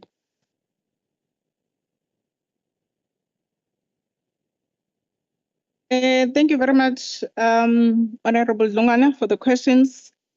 The engagement that we had with the department, they were given several extensions, especially to address the issue of the qualifications that we reported in terms of the audit of financial statement. We had several extensions. The audit was even extended for us to only conclude around August, because there were also technical matters that we needed to consult on. So there was sufficient time that was given to the department to address the issue. We still had issues of scope limitation where information was not submitted on certain instances. To say that is the department in a crisis, unfortunately, we can only comment on what we audited. In terms of the opinion of the department is currently qualified in terms of the audit of financial statements. All right, Honourable Klungwana. Okay, thank you. Honourable de Klerk, you had your hand up there for a sec. Thank you, Chair. Mine is just trying to assist everybody. The management report will be dealt with at the not on the standing committee level, but at the actual education portfolio committee. So it doesn't form part of the audit report, and thus it doesn't get reported. But it does need to be dealt with at the meeting of the education department, where the management issues has to be dealt with. That I'm not saying that it shouldn't be dealt with here, but that is proper forum. Right, thank you, Honourable de Klerk, for that help. Right, Honourable Twala. Thanks, Chair. From the engagements that have been taking place, I don't know, Honorable Dex is saying he's having a certain report. Now one wants to check if we can be finished with the management report, because I believe the management report is more detailed than the AG. It give us all the nitty-gritties of what is happening with the department. It may not be today, but can we be finished with such a report? And I also share the same sentiments from Honorable Lungwana, but it's not for AG to comment. But I see a collapsed department here, because for almost 3 financial years, AG has been cautioning what you call Department of Education, but no, there are no improvements, none whatsoever. You know, I won't be able to go into details, but from my observation, it seems as if there's a reluctancy or defiance to zoom into issues that are always raised by AG. Now, I'm on program 6 as well. which speaks of infrastructure development. There's an audit opinion on such. I'm sorry I stepped out as disturbed, so I couldn't grasp the gist of the discussion and the mood in the room. So one wants to at least AG give us an insight in terms of saying how many of these infrastructure development programs you get to audit in the entire department, so that one is able to put a benchmark onto understanding that we are having a crisis on program 6, because it may not be one school, but holistically in the province, maybe we are having a crisis.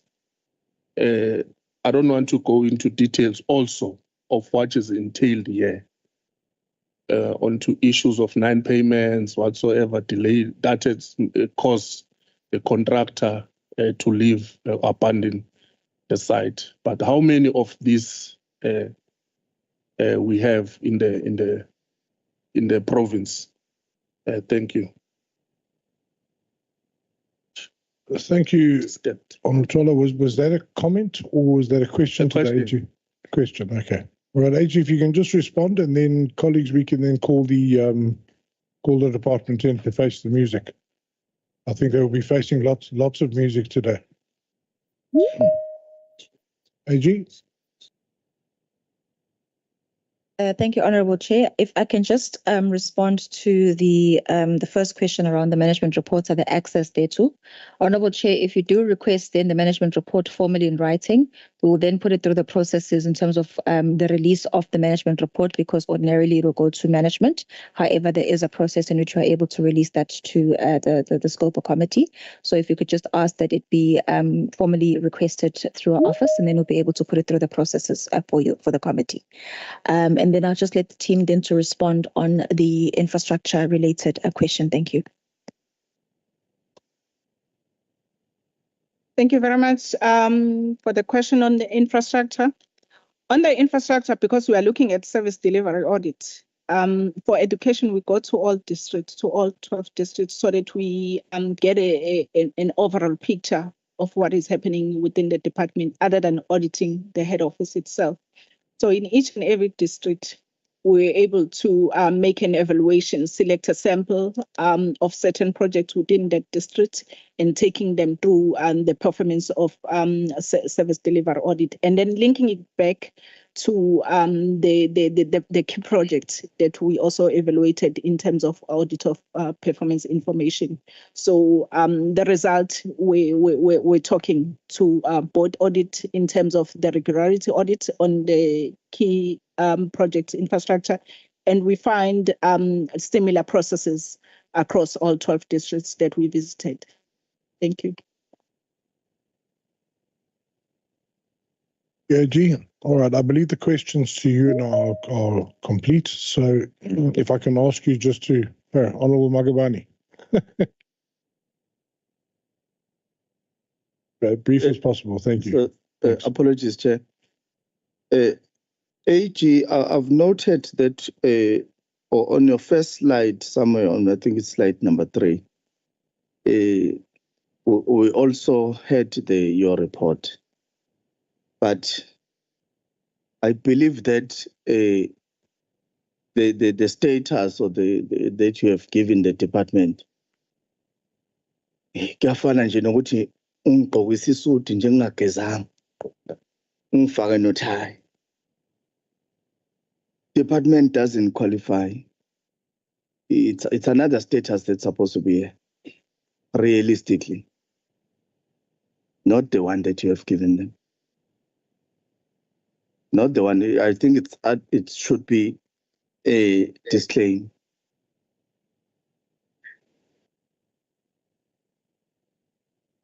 The status. You have said on your first slide, majority of which is 67% of prior year recommendations were not implemented. As a result, repeat findings were issued in the current year. So the pass mark, let's say, so it's not a pass mark to be qualified, but if you're not going to implement what you have been advised to do or to implement, what do you think you'll receive at the end? Fail. Because you've been given a task, then there are some wrongs or issues that are being spotted, then you are being advised, go and correct this.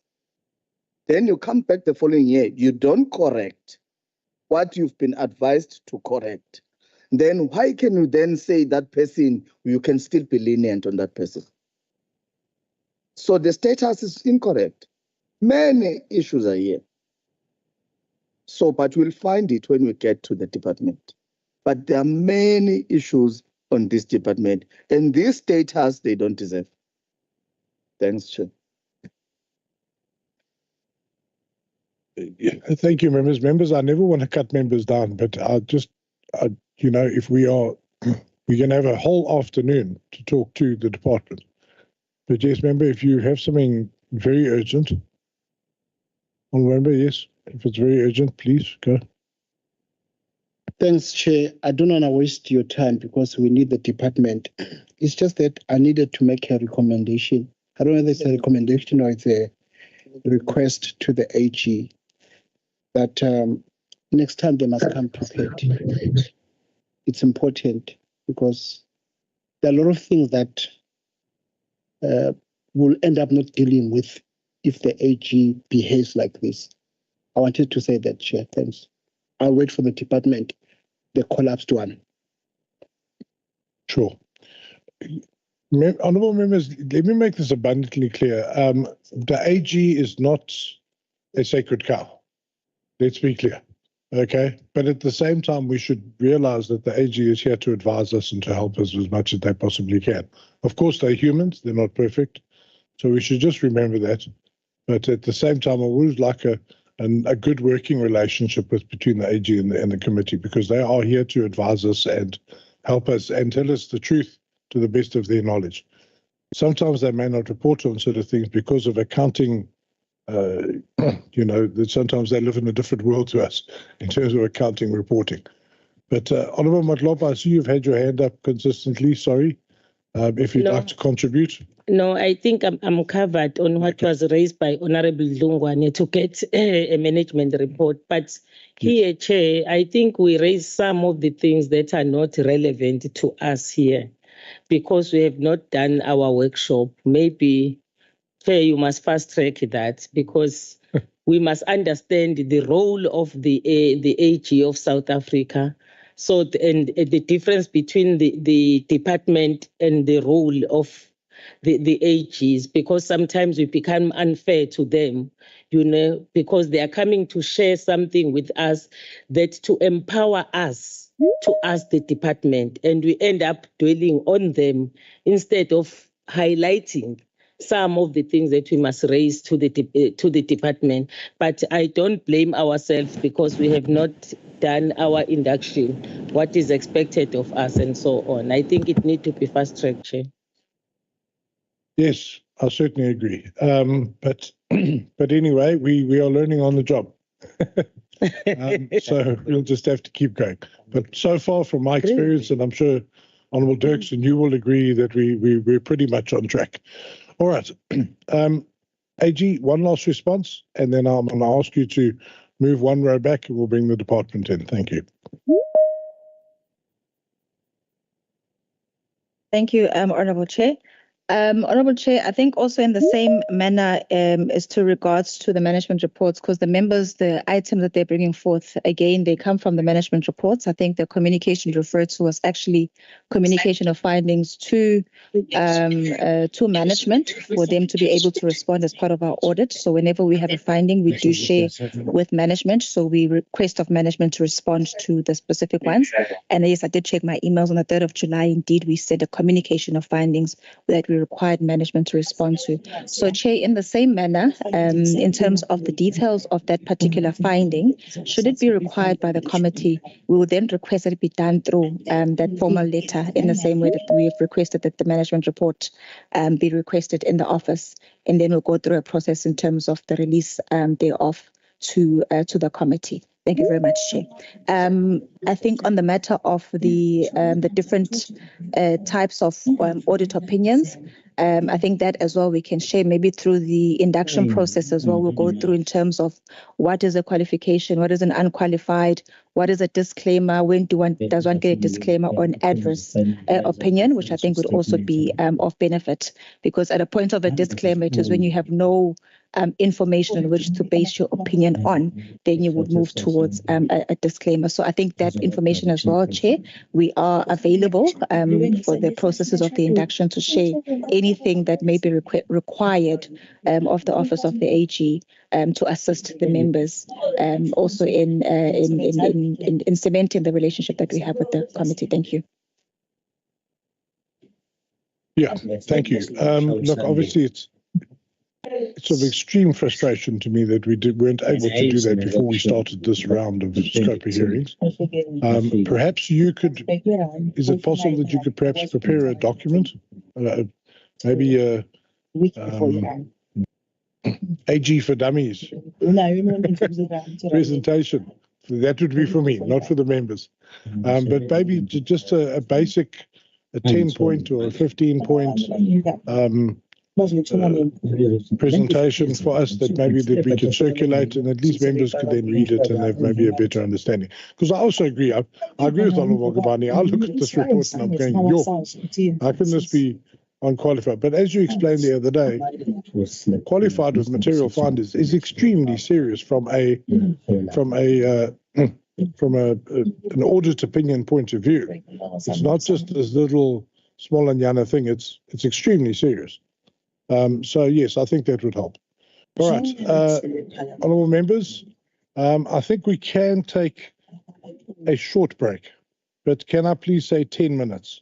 That will allow the AGSA to move back, maybe just to go and quickly grab a bottle of water or a coffee, or go to the loo if you need to. But let's then reconvene at 11 o'clock. We can't delay too much longer than that, please, honourable members. Thank you. Sorry? Yes, 12 o'clock. What did I say? My apologies. Yes, 12 o'clock. I wish I could turn back time, but I can't. Thank you.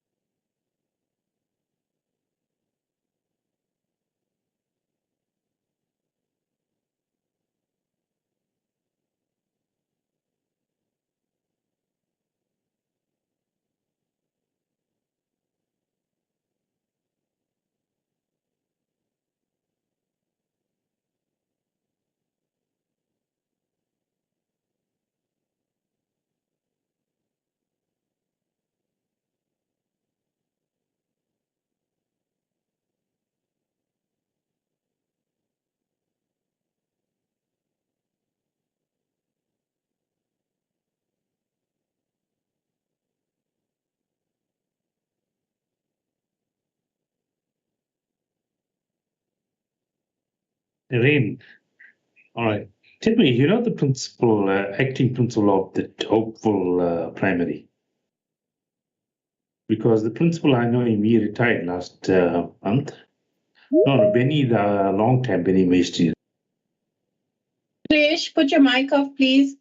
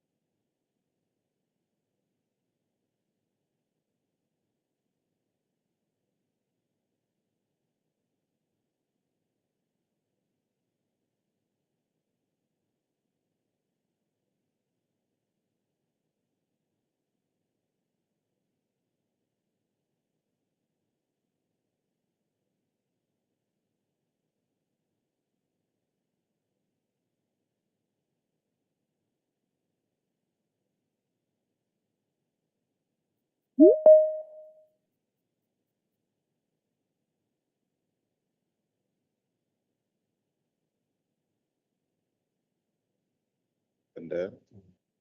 I think he's speaking and then you're done. This is off, no? Yes. Yeah.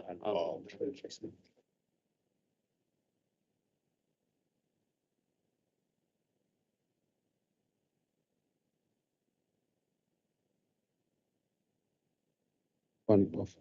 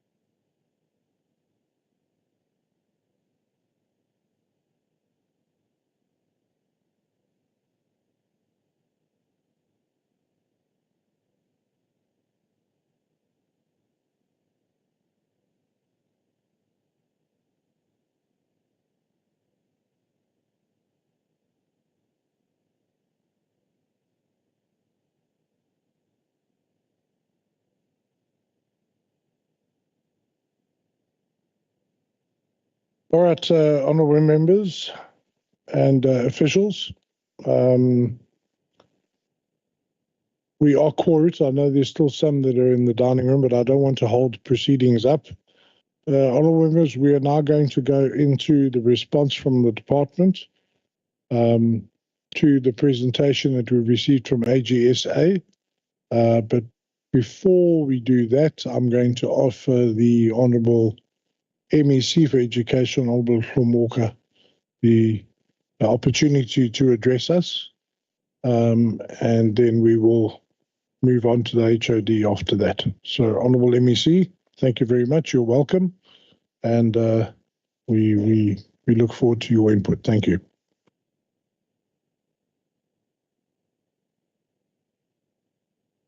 Thank you very much, Chair. Greetings to your good self,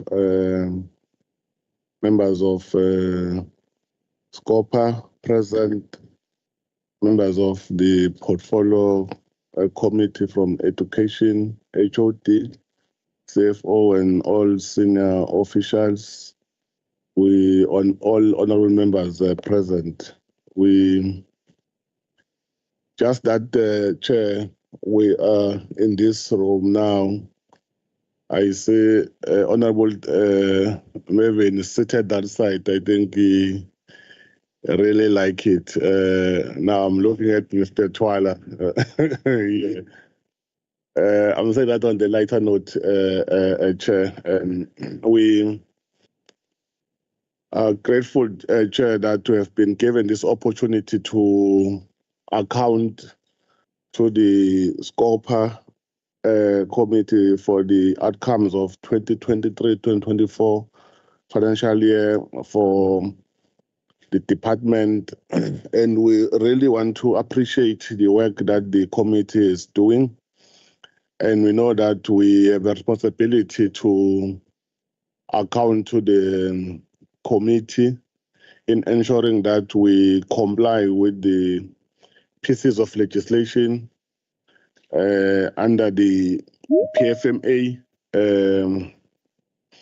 And also we understand that from time to time we account to our portfolio committee, which that's why they are here. We make sure that we account on the budget that have been approved by the legislature. I know that in terms of legislation, the accounting officer have a responsibility as an accounting officer, HOD, to account on budget and all finances that we are allocated to us. But it's important that as we are mourning the pass of former Minister of Finance, Minister Mboweni, I want to quote him when he dealt with a number of issues at that time, especially in 2018. We want to quote an open quote. He said, "We cannot be mere consumers of good governance. We must be participants and we must be co-creators," close quote. As we are seated here, as we are accounting, we are participating in ensuring that we comply with pieces of legislation. Hence, we want to make sure that we have a good governance in the Department of Education. Chairperson and honourable members, the HOD and the CFO and DDG and all DDGs and all senior officials will give account on how we have performed and how we engage with Auditor General. But I thought it's important that let me appraise this committee to say in terms of legislation, we are required on the annual basis to declare number of posts for educators. And this financial year, we have already declared 90,057 educators. Having said that, you have challenges of budget as we have declared 90,057 educators. and must indicate that we have 2,239 specialists, especially those that are working in special schools. And we are supposed to have 15,017 public servants. But because of budget challenges, we really have a deficit of plus or minus 4,000 employees or vacant posts that are supposed to be filled by people of this province or even outside this province.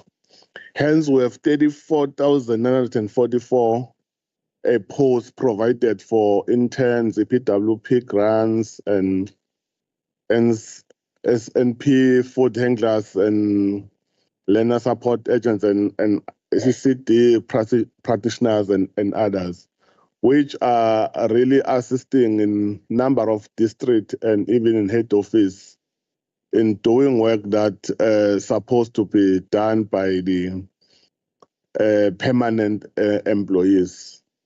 We have presented even the Auditor General of South Africa. They are aware of that challenge. It's not our own doing, but it's because of the cut-off budget. The cut-off budget for the past of 10 years have affected us. Hence, you find that even at the head office level under finance, you will find that there are duties that are done by interns instead of we've already supposed to appointed someone who's going to do that. And AG have raised a number of issues, and we said we can't do anything because from where we're seated at the moment, we can't fill any post. We're having a CFO here, a chairperson. CFO have retired end of August, but because we can't fill even the post of CFO, we then extended, we were requested through the process of putting a submission to Treasurer and to Office of the Premier, which then approved that we appoint CFO on the contractual basis for 1 year. I'm just trying to demonstrate the challenges that we are faced with. We have 3 vacant posts at the district director level. We can't fill them because of the challenge of budget.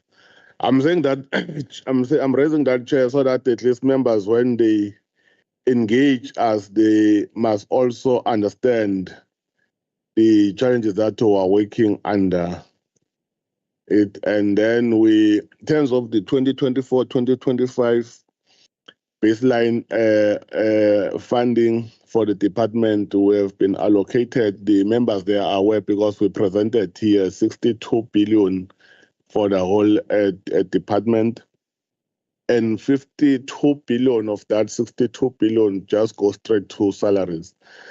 And even that 52 billion is not sufficient. Hence, we have plus or minus 3.4 educators posts that are not yet filled because of the challenges of budget. And we have more than 4,000 posts of office-based employees that have not yet filled because of budget. Chair, we have a number of accruals. I think it's also important that let me be upfront. We have a number of accruals. That means when some of the service providers are not paid within 30 days as directed by the piece of legislation, it's out of our control because the allocation that is allocated or transferred to the department by Treasurer is not sufficient on the monthly basis.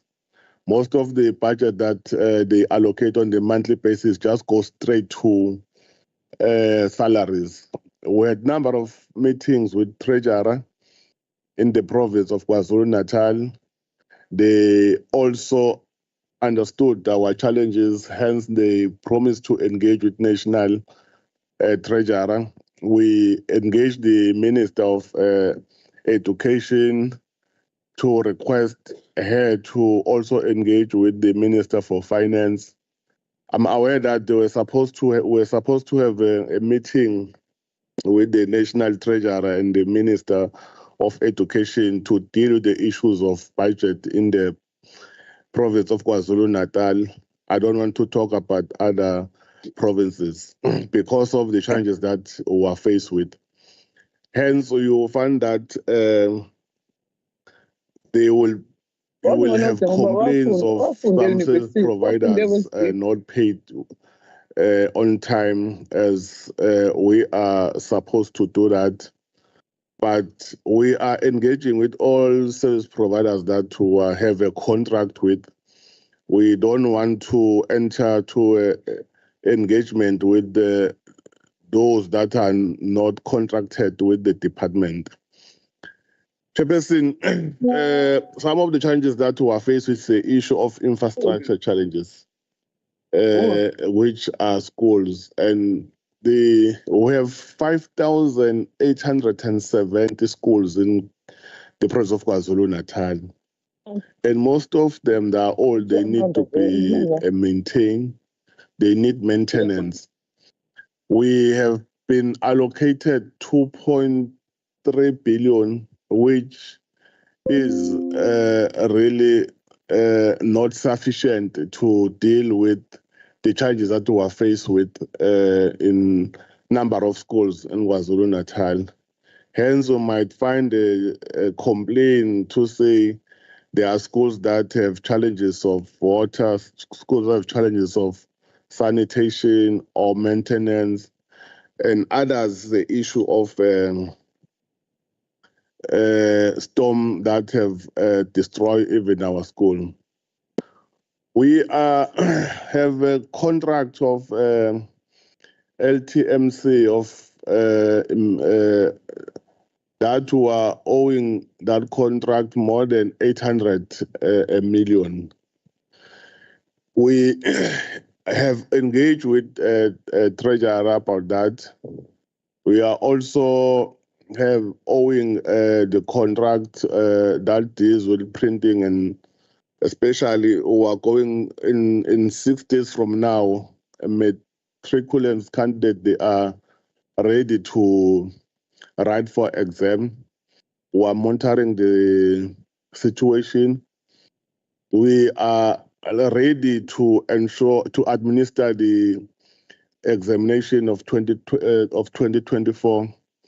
Even though we must appreciate Chair HOD and his team, because they've engaged with these service providers to say, even though we are owing them, but they must continue to provide services, especially for printing of exam papers. I thought it's important, Chair, to raise that we are in the process of implementing the Bella Act. Now is an act, it's no longer a Bella bill, except the 2 clauses that the President have requested that let's put on hold, which is clause 4 and clause 5. The team have started the process. We have engaged with the HOD, say let's start the process of engaging with all schools and districts in terms of implementing the Bella Act, because it's an act. Having said that, Chair, I just want to appreciate your time and also appreciate honorable members for giving us this opportunity to engage with them. We have the report for sure presented by Auditor General have indicated the irregular expenditures that have been presented by the Auditor General. We have engaged with Auditor General, and we want to appreciate the support that we have received from the Office of the Treasurer in the province in dealing with the challenges that we're faced with. Having said that, I will then want to again appreciate the role that is played by the Portfolio Committee for Education, led by Honorable Umntwana Uchelezi and all honorable members, and also the team led by HOD from administration to deal with issues that we are faced with. With your permission, Chair, I want to hand over to HOD to take us through. Thank you.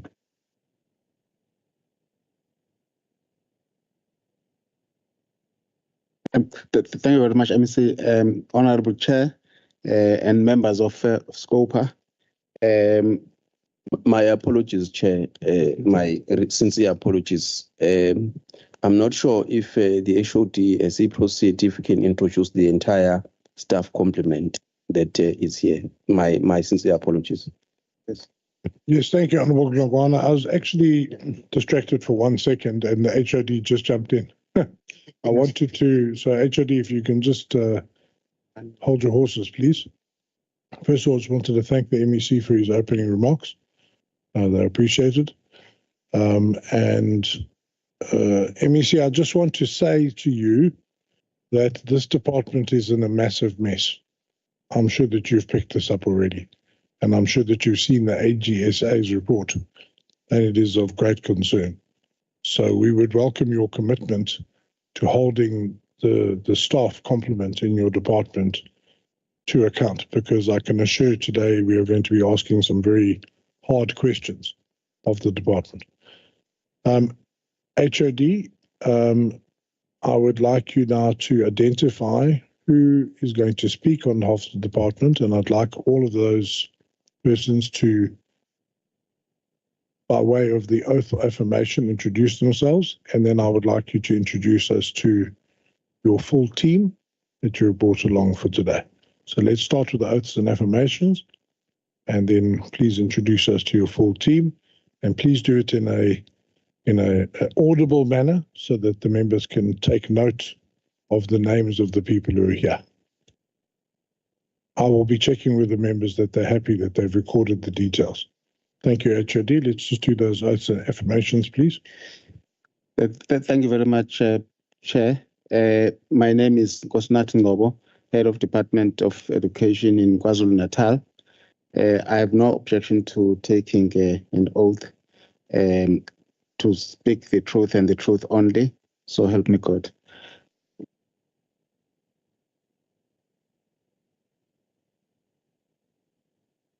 The official must take the oath properly, but so help me God. But not like this, so help me God. Must take the oath properly. Okay, Honourable Dirks, it is on the record, but yes, would you mind raising your right hand and just stating your name and stating that you will tell the truth, the whole truth, and nothing but the truth, so help you God. If you prefer to take an affirmation, you leave out the so help me God part. Thank you. Yes, Honourable Klumboka, I really hope this is going to become a big Chair. Yes. We are believing in different religion. Yes. So I think it will be proper that I remember if you say help me God, others will say help me God, others will say help me God, others they will lie down and say help me God. So I think it is honourable members, I don't want this to become, can we please, honourable members, order. Abanye abasonto kokuqala nje. Honourable members, honourable members. Thank you, Honourable Chair.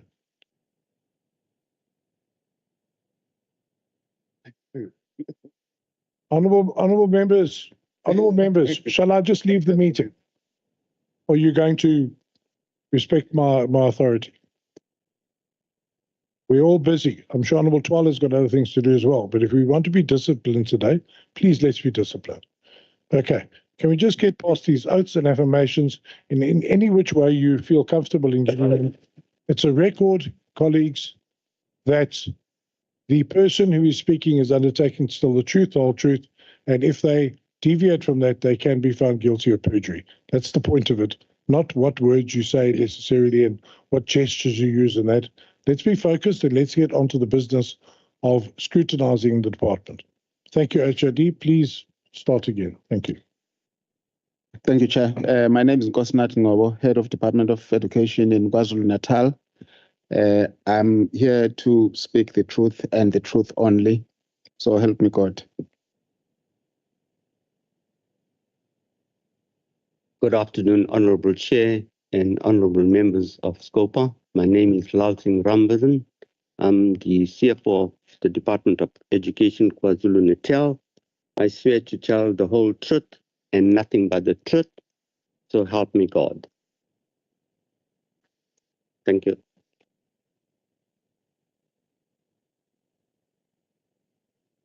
Good afternoon, Honorable Chair and members. My name is Begi Masugu.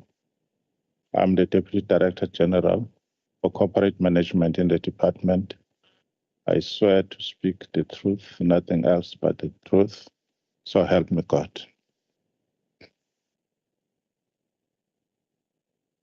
Good afternoon, Honorable Chairperson, Honorable members. I am Weziwe Hadebe, Deputy Director General, Institutional Development and Support. I'm here to speak the truth and nothing but the truth, so help me God.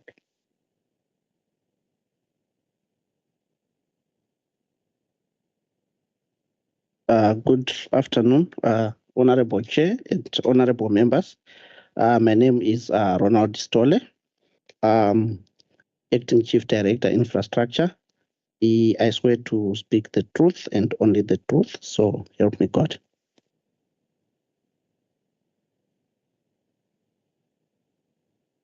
Good afternoon, Honorable Chair, Honorable members. My name is L.S. Chetty. I'm the Director for Strategic Management, Monitoring and Evaluation. I affirm to speak the truth and nothing but the truth.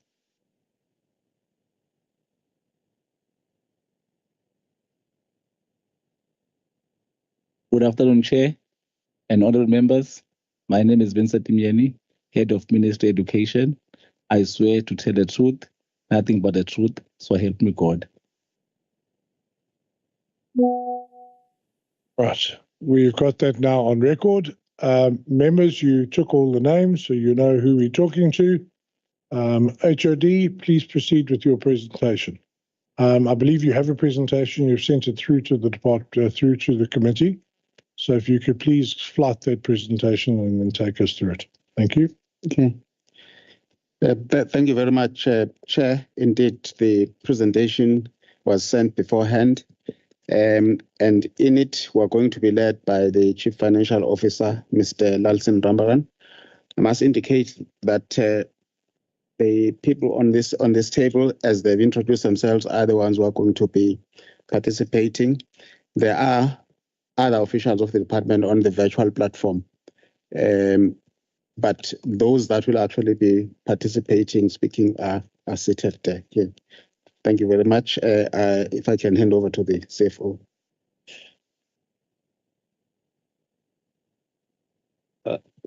Once again, good afternoon, Honorable Chair and Honorable members. I just want to make sure that we are going through the same presentation as we circulated, so that we are on the same level in terms of discussion. Honorable Chair, I'll seek your guidance in terms of if all members have the same presentation in front of them, or they're going to follow the presentation that's flighted. Chair, without much ado, I'm going to go through the presentation in terms of the response of the turnaround strategies, especially on the critical audit findings that led to a qualification to the department. Now, in terms of history, the first slide, on slide 5, the table as per the management report depicts the department's performance over the last 3 years. As you can see, Honorable Chair and members, that in 21-22, 22-23, the department had received an unqualified audit, but regressed in 23-24. Now, from the table above, it's clearly indicated that the department has regressed, and the financial statements have been qualified on the completeness of irregular expenditure. The final amount disclosed as irregular expenditure, Honorable Chair, in the published annual financial statement for 23-24 was or is 156,329,000. Now, transactions identified as irregular during the audit process by the AG was not reported as irregular expenditure, as the AG did not accept the adjusted irregular expenditure register and hence the audit qualification. I just want to emphasize on this, Honorable Chair, in terms of the PFMA, this is how the audit finding has really indicated that the department had regressed in 23-24. In the turnaround strategy, the department would like to do a full assessment of orders issued in the 23-24 financial year and also identify any additional irregular expenditures which will be reported in the 24-25 financial year that is in the current audit. Now, in terms of the turnaround strategy, Honorable Chair and Honorable Members, the department is moving not only towards an unqualified audit, but also to a cleaner audit. So in terms of its response, in terms of action plan, you'll see that regarding the findings on irregular expenditure, Honorable Chair, I'm not going to read the findings, but I will emphasize on the response and action plan. I seek your guidance, Honorable Chair, if that is acceptable. Yes, it's acceptable. Thank you, Honorable Chair. The department, we find that in terms of its response on irregular expenditure, has found that there are 15,655 payments with a value of almost R1 billion in the 22-23 financial year, which was under assessment.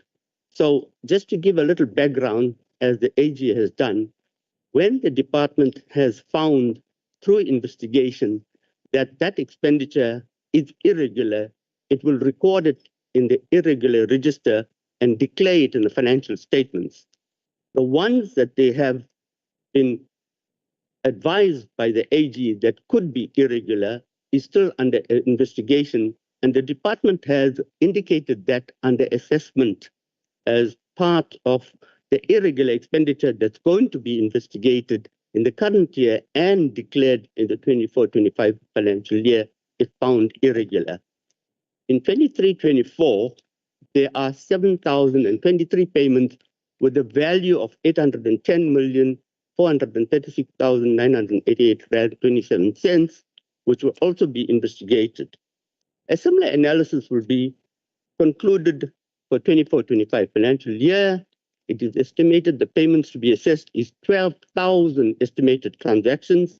A team to conduct the review will consist of the department officials, outsourced resources, and officials from provincial treasury. Once again here, I must indicate, as MEC has alluded, the department currently does not have a full capacity of internal control staff in order to do the full investigation timelessly. So this is due to the budget cuts that's been experienced and posts not being filled as such. Also, obtaining provincial treasury input in finding related to tenders, especially as per AG guidance. The time frame for this is currently from October 24 to April 25. Now, moving on to the next major findings is the payments not paid within 30 days. And as MEC has alluded to the fact that this has been taken up with various oversight bodies where the department has failed to pay suppliers within 30 days due to budget and cash shortfalls. As a result of insufficient cash flow, we find that the department also carried accruals and payables of 48.9 million and 52.4 million respectively. This has put pressure on cash flow, resulting in delay in payments. Now, to mitigate this risk, the department has continued to engage with national and provincial treasury for additional funding. The issue around the budget cuts and the non-payment of the wage agreement has resulted in the shortfall of cash within the department in order for 30 days not to be paid. Just an additional explanation on that. The next AG findings was in the procurement and contract management category. And here, Honorable Chair and members, there are various types of findings regarding procurement and contract management. One of them is under bids and quotations, is a specific finding where bid specification not drafted in an unbiased manner in relation to locality requirement specified in 2 bids. Now, this was especially in the bids that we are referring to in terms of the printing and the LTSM tender. Now, in order to mitigate this risk going forward, and also there are other action plans to ensure that this does not occur again, we have analyzed the finding and the court ruling being referred to by AG in order to gain an understanding of how it affects our situation.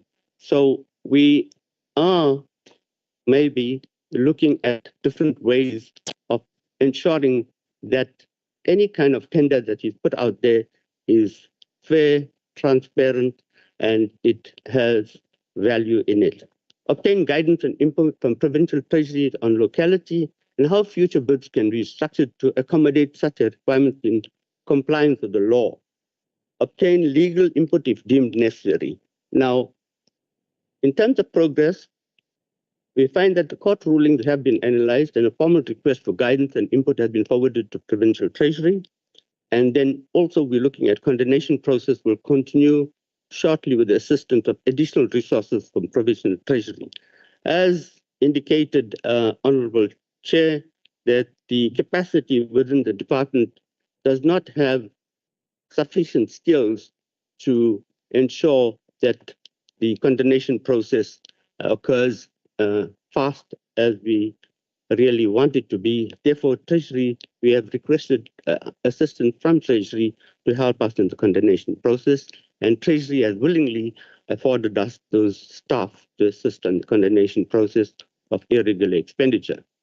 Now, the other finding under bids and quotations is the evaluation and adjudication criteria applied in evaluating and adjudicating the bids were not the same as those indicated in the bid documentation. Also, the procurement was economical, the goods services were not obtained at a reasonable price, and possible bid breaking. Here, the action plan is the training to be conducted to all SEM staff and bid quotation committees. User manuals and checklists will be reviewed and regular workshops conducted. And we need to emphasize and enforce price benchmarking during evaluation process. Progress regarding this, the provincial treasury has appointed a senior resource to assist with testing and condemnation process of irregular expenditure within the department. We also have refresher training has been conducted to all SEM officials and SEM committees. Now, Chair and members, Chair, I need your guidance because there will be a number of these detailed findings where there are action plan and progress right to slide, I would say, right to slide 16. I seek your guidance, Chair. Should I go through every one of them, or I will accept what Chair is guiding me to? I'm happy that you go through your presentation as you want to. Thank you. So, and I would say in terms of... members will note their questions, and then when you finish your presentation and any other representations your delegation would like to make, then you will be questioned thoroughly by the members. Thank you. Thank you, Chair. Honorable Chair and members, you'll find that in terms of the AG findings, we have gone through every detailed AG findings regarding procurement and contract management, and you'll see that from slide 11 to 16, we have detailed the audit findings, the action plan, and the response. So I would much appreciation from members, I would go to slide 17, which is the next major finding, which the AG eventually withdrew, but it is a concern to the department and to, I say, executive and to cabinet going forward. This is the finding on whether the department is a going concern or not. Now, the finding was, as stated in note 20 in the financial statements, the bank overdraft was 1.35 billion at year end. This was a result of budget reductions and the negative impact of the COVID-19 pandemic, spending on personal protective equipment, etc., and partially funded wage curb agreement, which continued to place pressure on the finances of the department. I must indicate, Chair, currently the department is experiencing the non-funding of the wage agreement to the value of 2.3 billion rands. So this is part of the assessment that also happened last year in 23-24. Now, the department does not relax when this happens. There are action plans which are put across to mitigate such risks. The action plan here is the implementation of cost-cutting measures, reprioritizing budget for each financial year, requesting additional funds from provincial national treasury, constantly reviewing the managing of the cash flow situation monthly, focusing on key service delivery areas to ensure costs are managed. Moratorium on filling of non-critical posts is a challenge to the department, reporting to various oversight bodies regarding cash flow pressures. So all these have been met. The department has submitted requests to Treasury and other oversight bodies for the funding of the 966 million unauthorized expenditure during the last 3 financial years. And this was due to the overspend on compensation for employees. And this was due to the budget cuts that we experienced in 21-22, from 6 billion in 21-22, 9 billion in 22-23, 12 billion 23-24, and currently 12 billion rand for this financial year. The department continues to request National Treasury to fund the wage agreement at 100% for both 22-23 and 24-25 financial years. Projects identified to save the cost at implementation stage, example, alternative energy solutions, document management systems, and employee verification. So these are the progress that the department made to ensure that although the wage agreement is not met currently, there will be internal inefficiencies corrected and ensure that there is sufficient cash to ensure that they meet the fixed cost of the department. But as we indicated previously to oversight bodies, it is really a challenge in terms of the huge budget cuts. Chair, I'm not too sure if HOD wants to add. Thank you.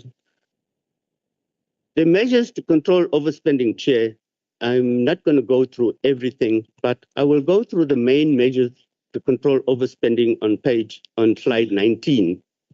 The department has implementation of a payroll verification system. The potential savings is almost R1 billion, which is around 2% of the gross salary bill of the department, which is around 53 billion. It's already submitted to CETA. Early implementation will save the department around 400 million on salaries and other allowances, reducing overpayments, cleanup of abnormal appointments like food handlers who are no longer on the system. Also, the implementation of an independent power sources and smart metering system to ensure municipalities cannot hold the department to ransom, as previously the department has been forced into signing debt agreements up to 250 million rand with the eThekwini municipality especially. Implementation of a voucher control system to improve efficiency and save on travel costs. Contract management system to assist the monitoring of contracts, reducing fruitless and wasteful expenditure. So these are measures to control overspending and have more money in terms of ensuring that we can afford the skills and capacity in terms of internal controls and move towards a cleaner audit with these skills that we acquire. Because at the end of the day, we need to prove to Treasury that we have money to fill post. And that is the major question. Every time we want to fill post, Treasury will ask, where is the money? Where is the budget?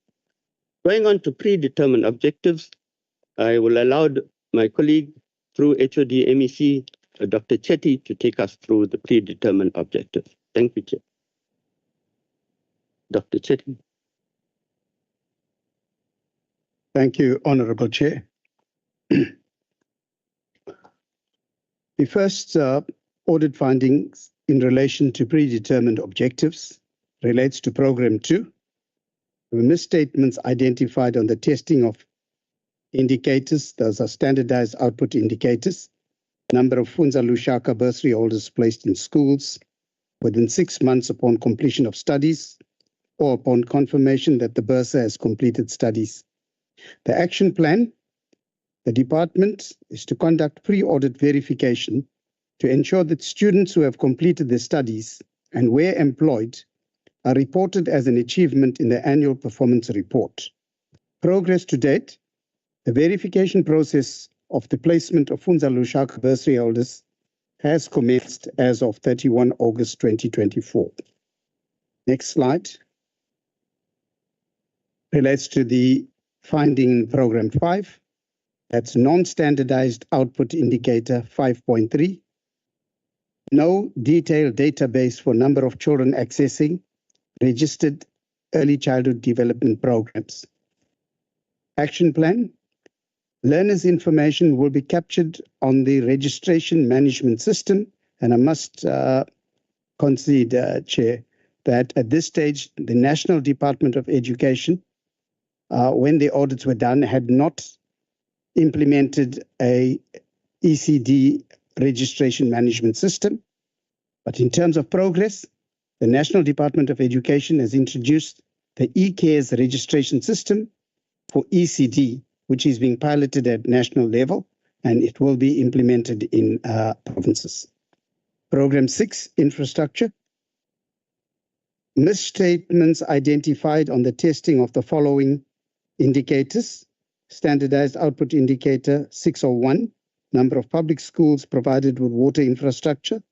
The next one, number of public schools provided with electricity infrastructure. Number of public schools supplied with sanitation facilities. The last one, number of schools where scheduled maintenance projects were completed. The department has internal control, which will conduct physical verification to confirm the progress of the project. All completed projects will be reported as an achievement in the annual performance report upon validation and verification by the Infrastructure Directorate and Internal Control Unit. Progress. The standardized output indicators have now been allocated to the Director Infrastructure for quality and accuracy purposes. Quarterly meetings are held to track progress on the standardized output indicators. A standardized output indicator quality assurance team has been established to ensure accuracy and completeness of outputs. The next finding relates to audit of predetermined objectives. The medium-term strategic framework related indicators not included in the annual performance report. The action plan, the medium-term development plan, now the Chair, the MTSF is now called the MTDP, the medium-term development plan. These indicators are to be included under the relevant programs in the annual performance plan 2025-26 and reported on in the annual report. Progress to date, the draft MTDP indicators have been included in the draft performance plan 25-26, which has been submitted to the accounting officer and the executive authority that was before 15th October 2024. The next one still relates to audit of predetermined objectives, inaccurate reporting of performance information that conflicts with evidence provided. Action plan, capacity building workshops or meetings with districts to monitor schools on the management of performance indicators and the maintenance of a portfolio of evidence for the respective performance indicators. Verification and validation by the Strategic Management Monitoring and Evaluation Team on reported performance information. Districts to establish performance information and reporting quality assurance teams. Progress to date, during the month of September, the Strategic Management Monitoring and Evaluation Directorate conducted workshops on the management of performance information with 8 districts. Validation and verification of second quarter outputs with performance indicator managers will be conducted at head office by the end of November 2024. The process has commenced. District directors have been informed of the establishment of performance information and reporting quality assurance teams to quality assure performance information. Thank you, Chair.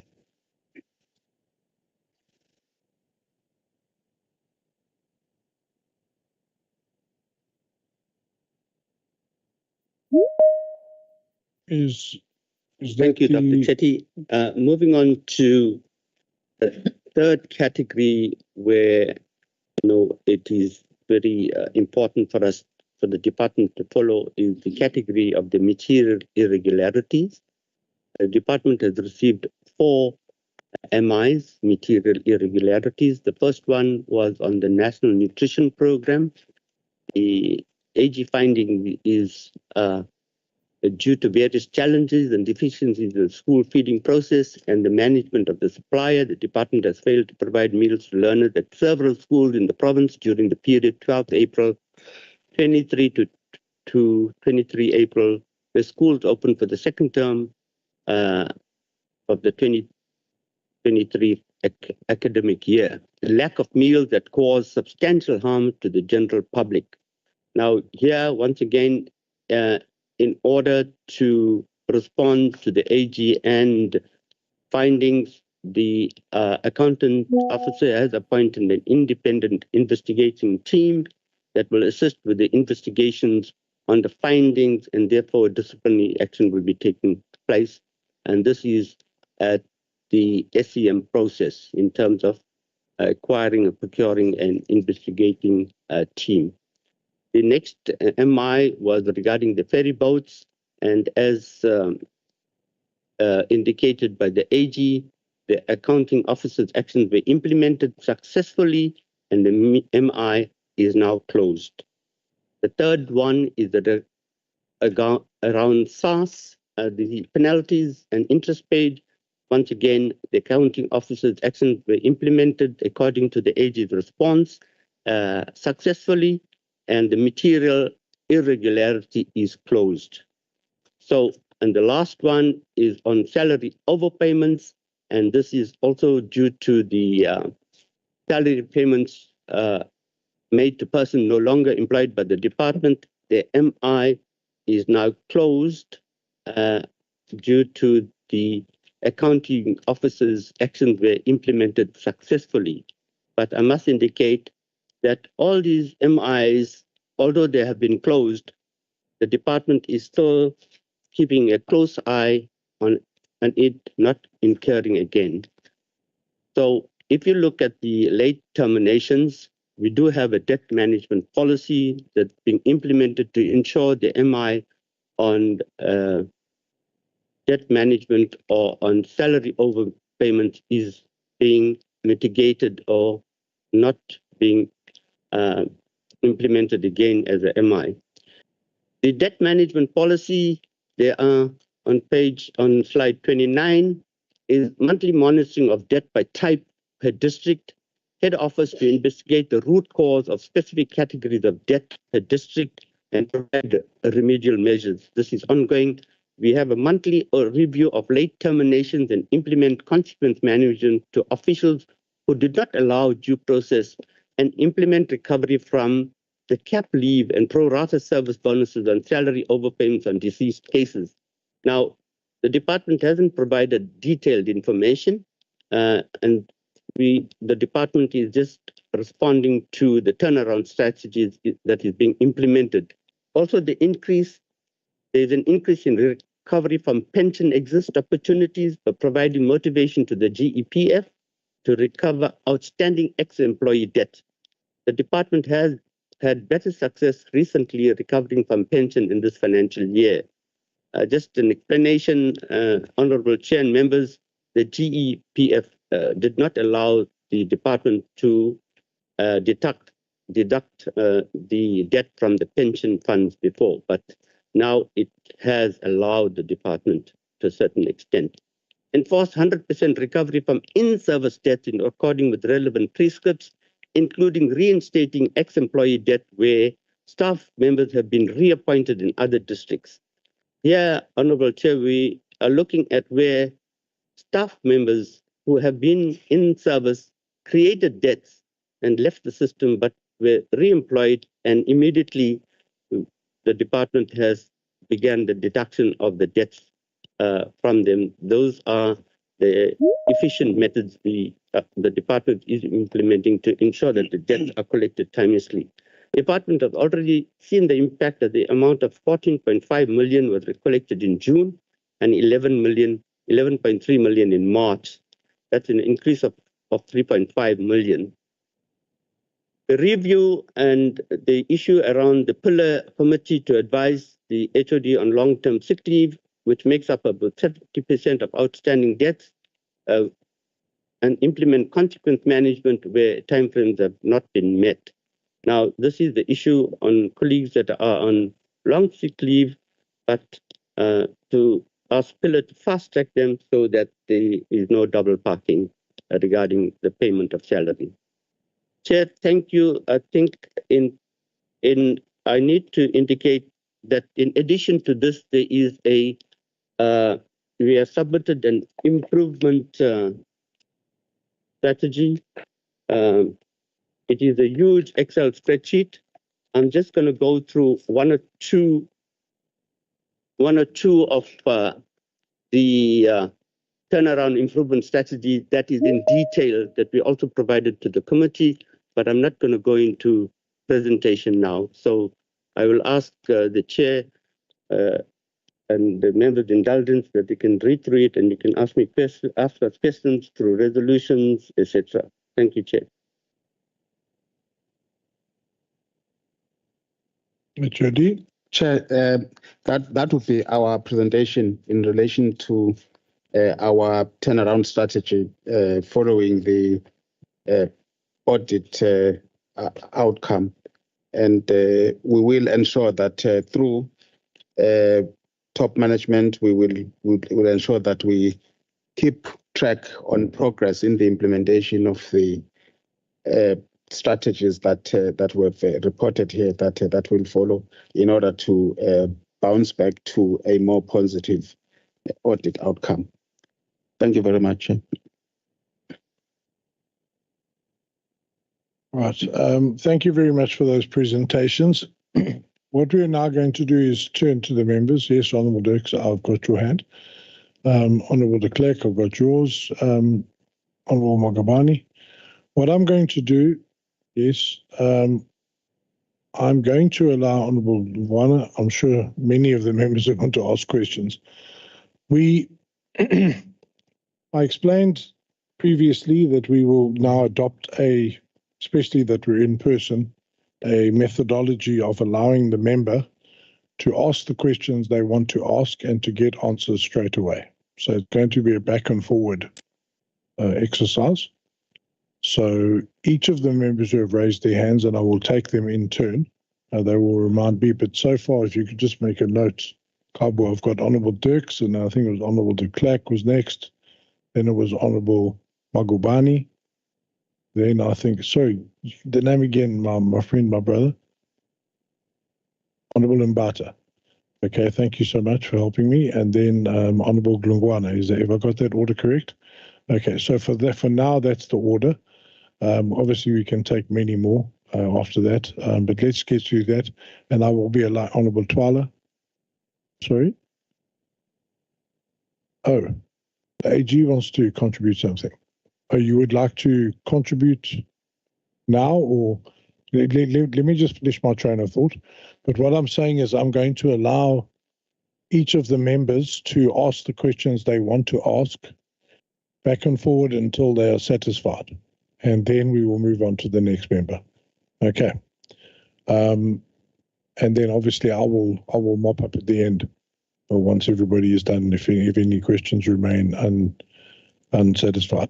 Before we start, Honourable Dirks, the AGSA would just like to contribute something very quickly. Thank you. Thank you very much, Honorable Chair. I just want to correct something on the presentation from the CFO. In terms of the going concern finding, there was no withdrawal, but the department submitted a response and it was resolved, hence it moved to emphasis of matter. Then the other one that I wanted to highlight, when you speak of material irregularities, there's different meaning for close and resolve. In terms of resolve is when the action plans have been properly taken by the accounting officer. And in terms of close, it's because we have new facts in terms of evaluating that material irregularities, and hence we close it. Thank you. Thank you, AG. Members, I'd just like to also remind you that the HOD is the accounting officer, especially for those members of the committee who maybe have not been on SCOPA before. So our full focus is on the accounting officer. The accounting officer literally means that they are accountable. Of course, it does not mean that any other officials here are not accountable, but the primary target, I'm sorry, HOD, but this is what you signed up for while you're in the big bucks. You are the accounting officer, so I do not want to see deflections onto other folks when it's actually your responsibility. Honourable Dirks, I will now give you 15 minutes. Is that okay? Yes, 15 will be fine, Chair. I'll be maybe less than 15. Less than that, that's fine. But I want to give you the full opportunity, and then we will go according to the order I have. Yeah, I will. Thank you very much, Honourable Dirks. Yeah, thank you. And sorry, just one last proviso, colleagues. Let's just remember we are in an esteemed house. Let's be respectful. This is not a street fight. Okay, thank you very much.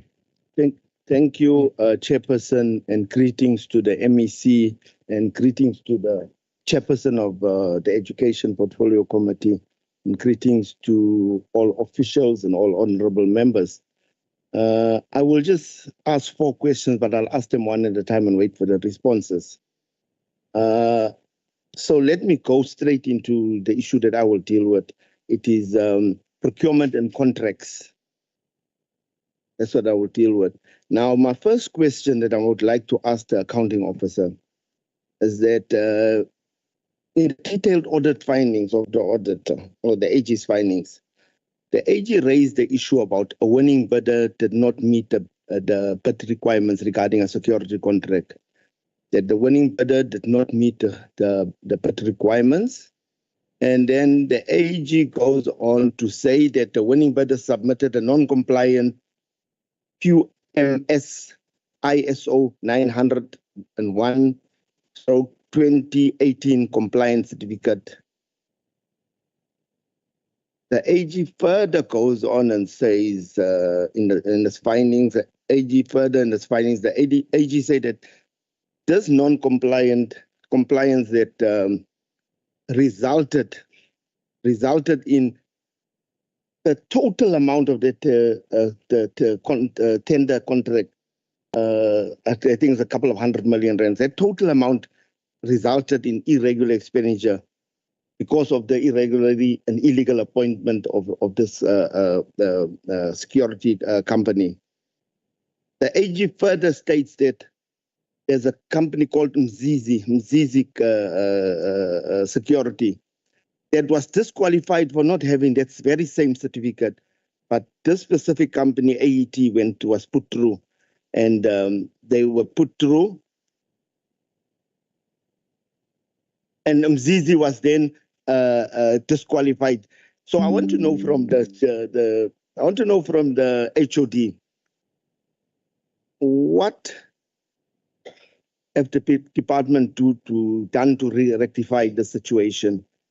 And what consequence management was taken in the department, because through officials here acted illegally. So what consequent management did the department embark on, and what remedy have the department put in place to deal with this matter? That's the first question.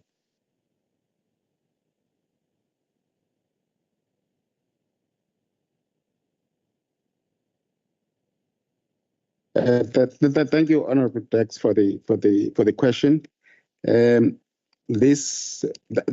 All the findings that are there, which suggest any impropriety are under investigation. In fact, we are appointing an independent investigator to investigate those and advise the accounting officer of action that he needs to take against who, if there is a need. So there will be action where we find that, for example, there was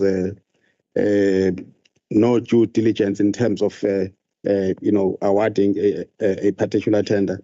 But for now, without that investigation being completed, we cannot speculate whether there will be people who are going to face the consequences. But if the investigation report indicates that there are people who have to be taken to task, we will not hesitate to do so.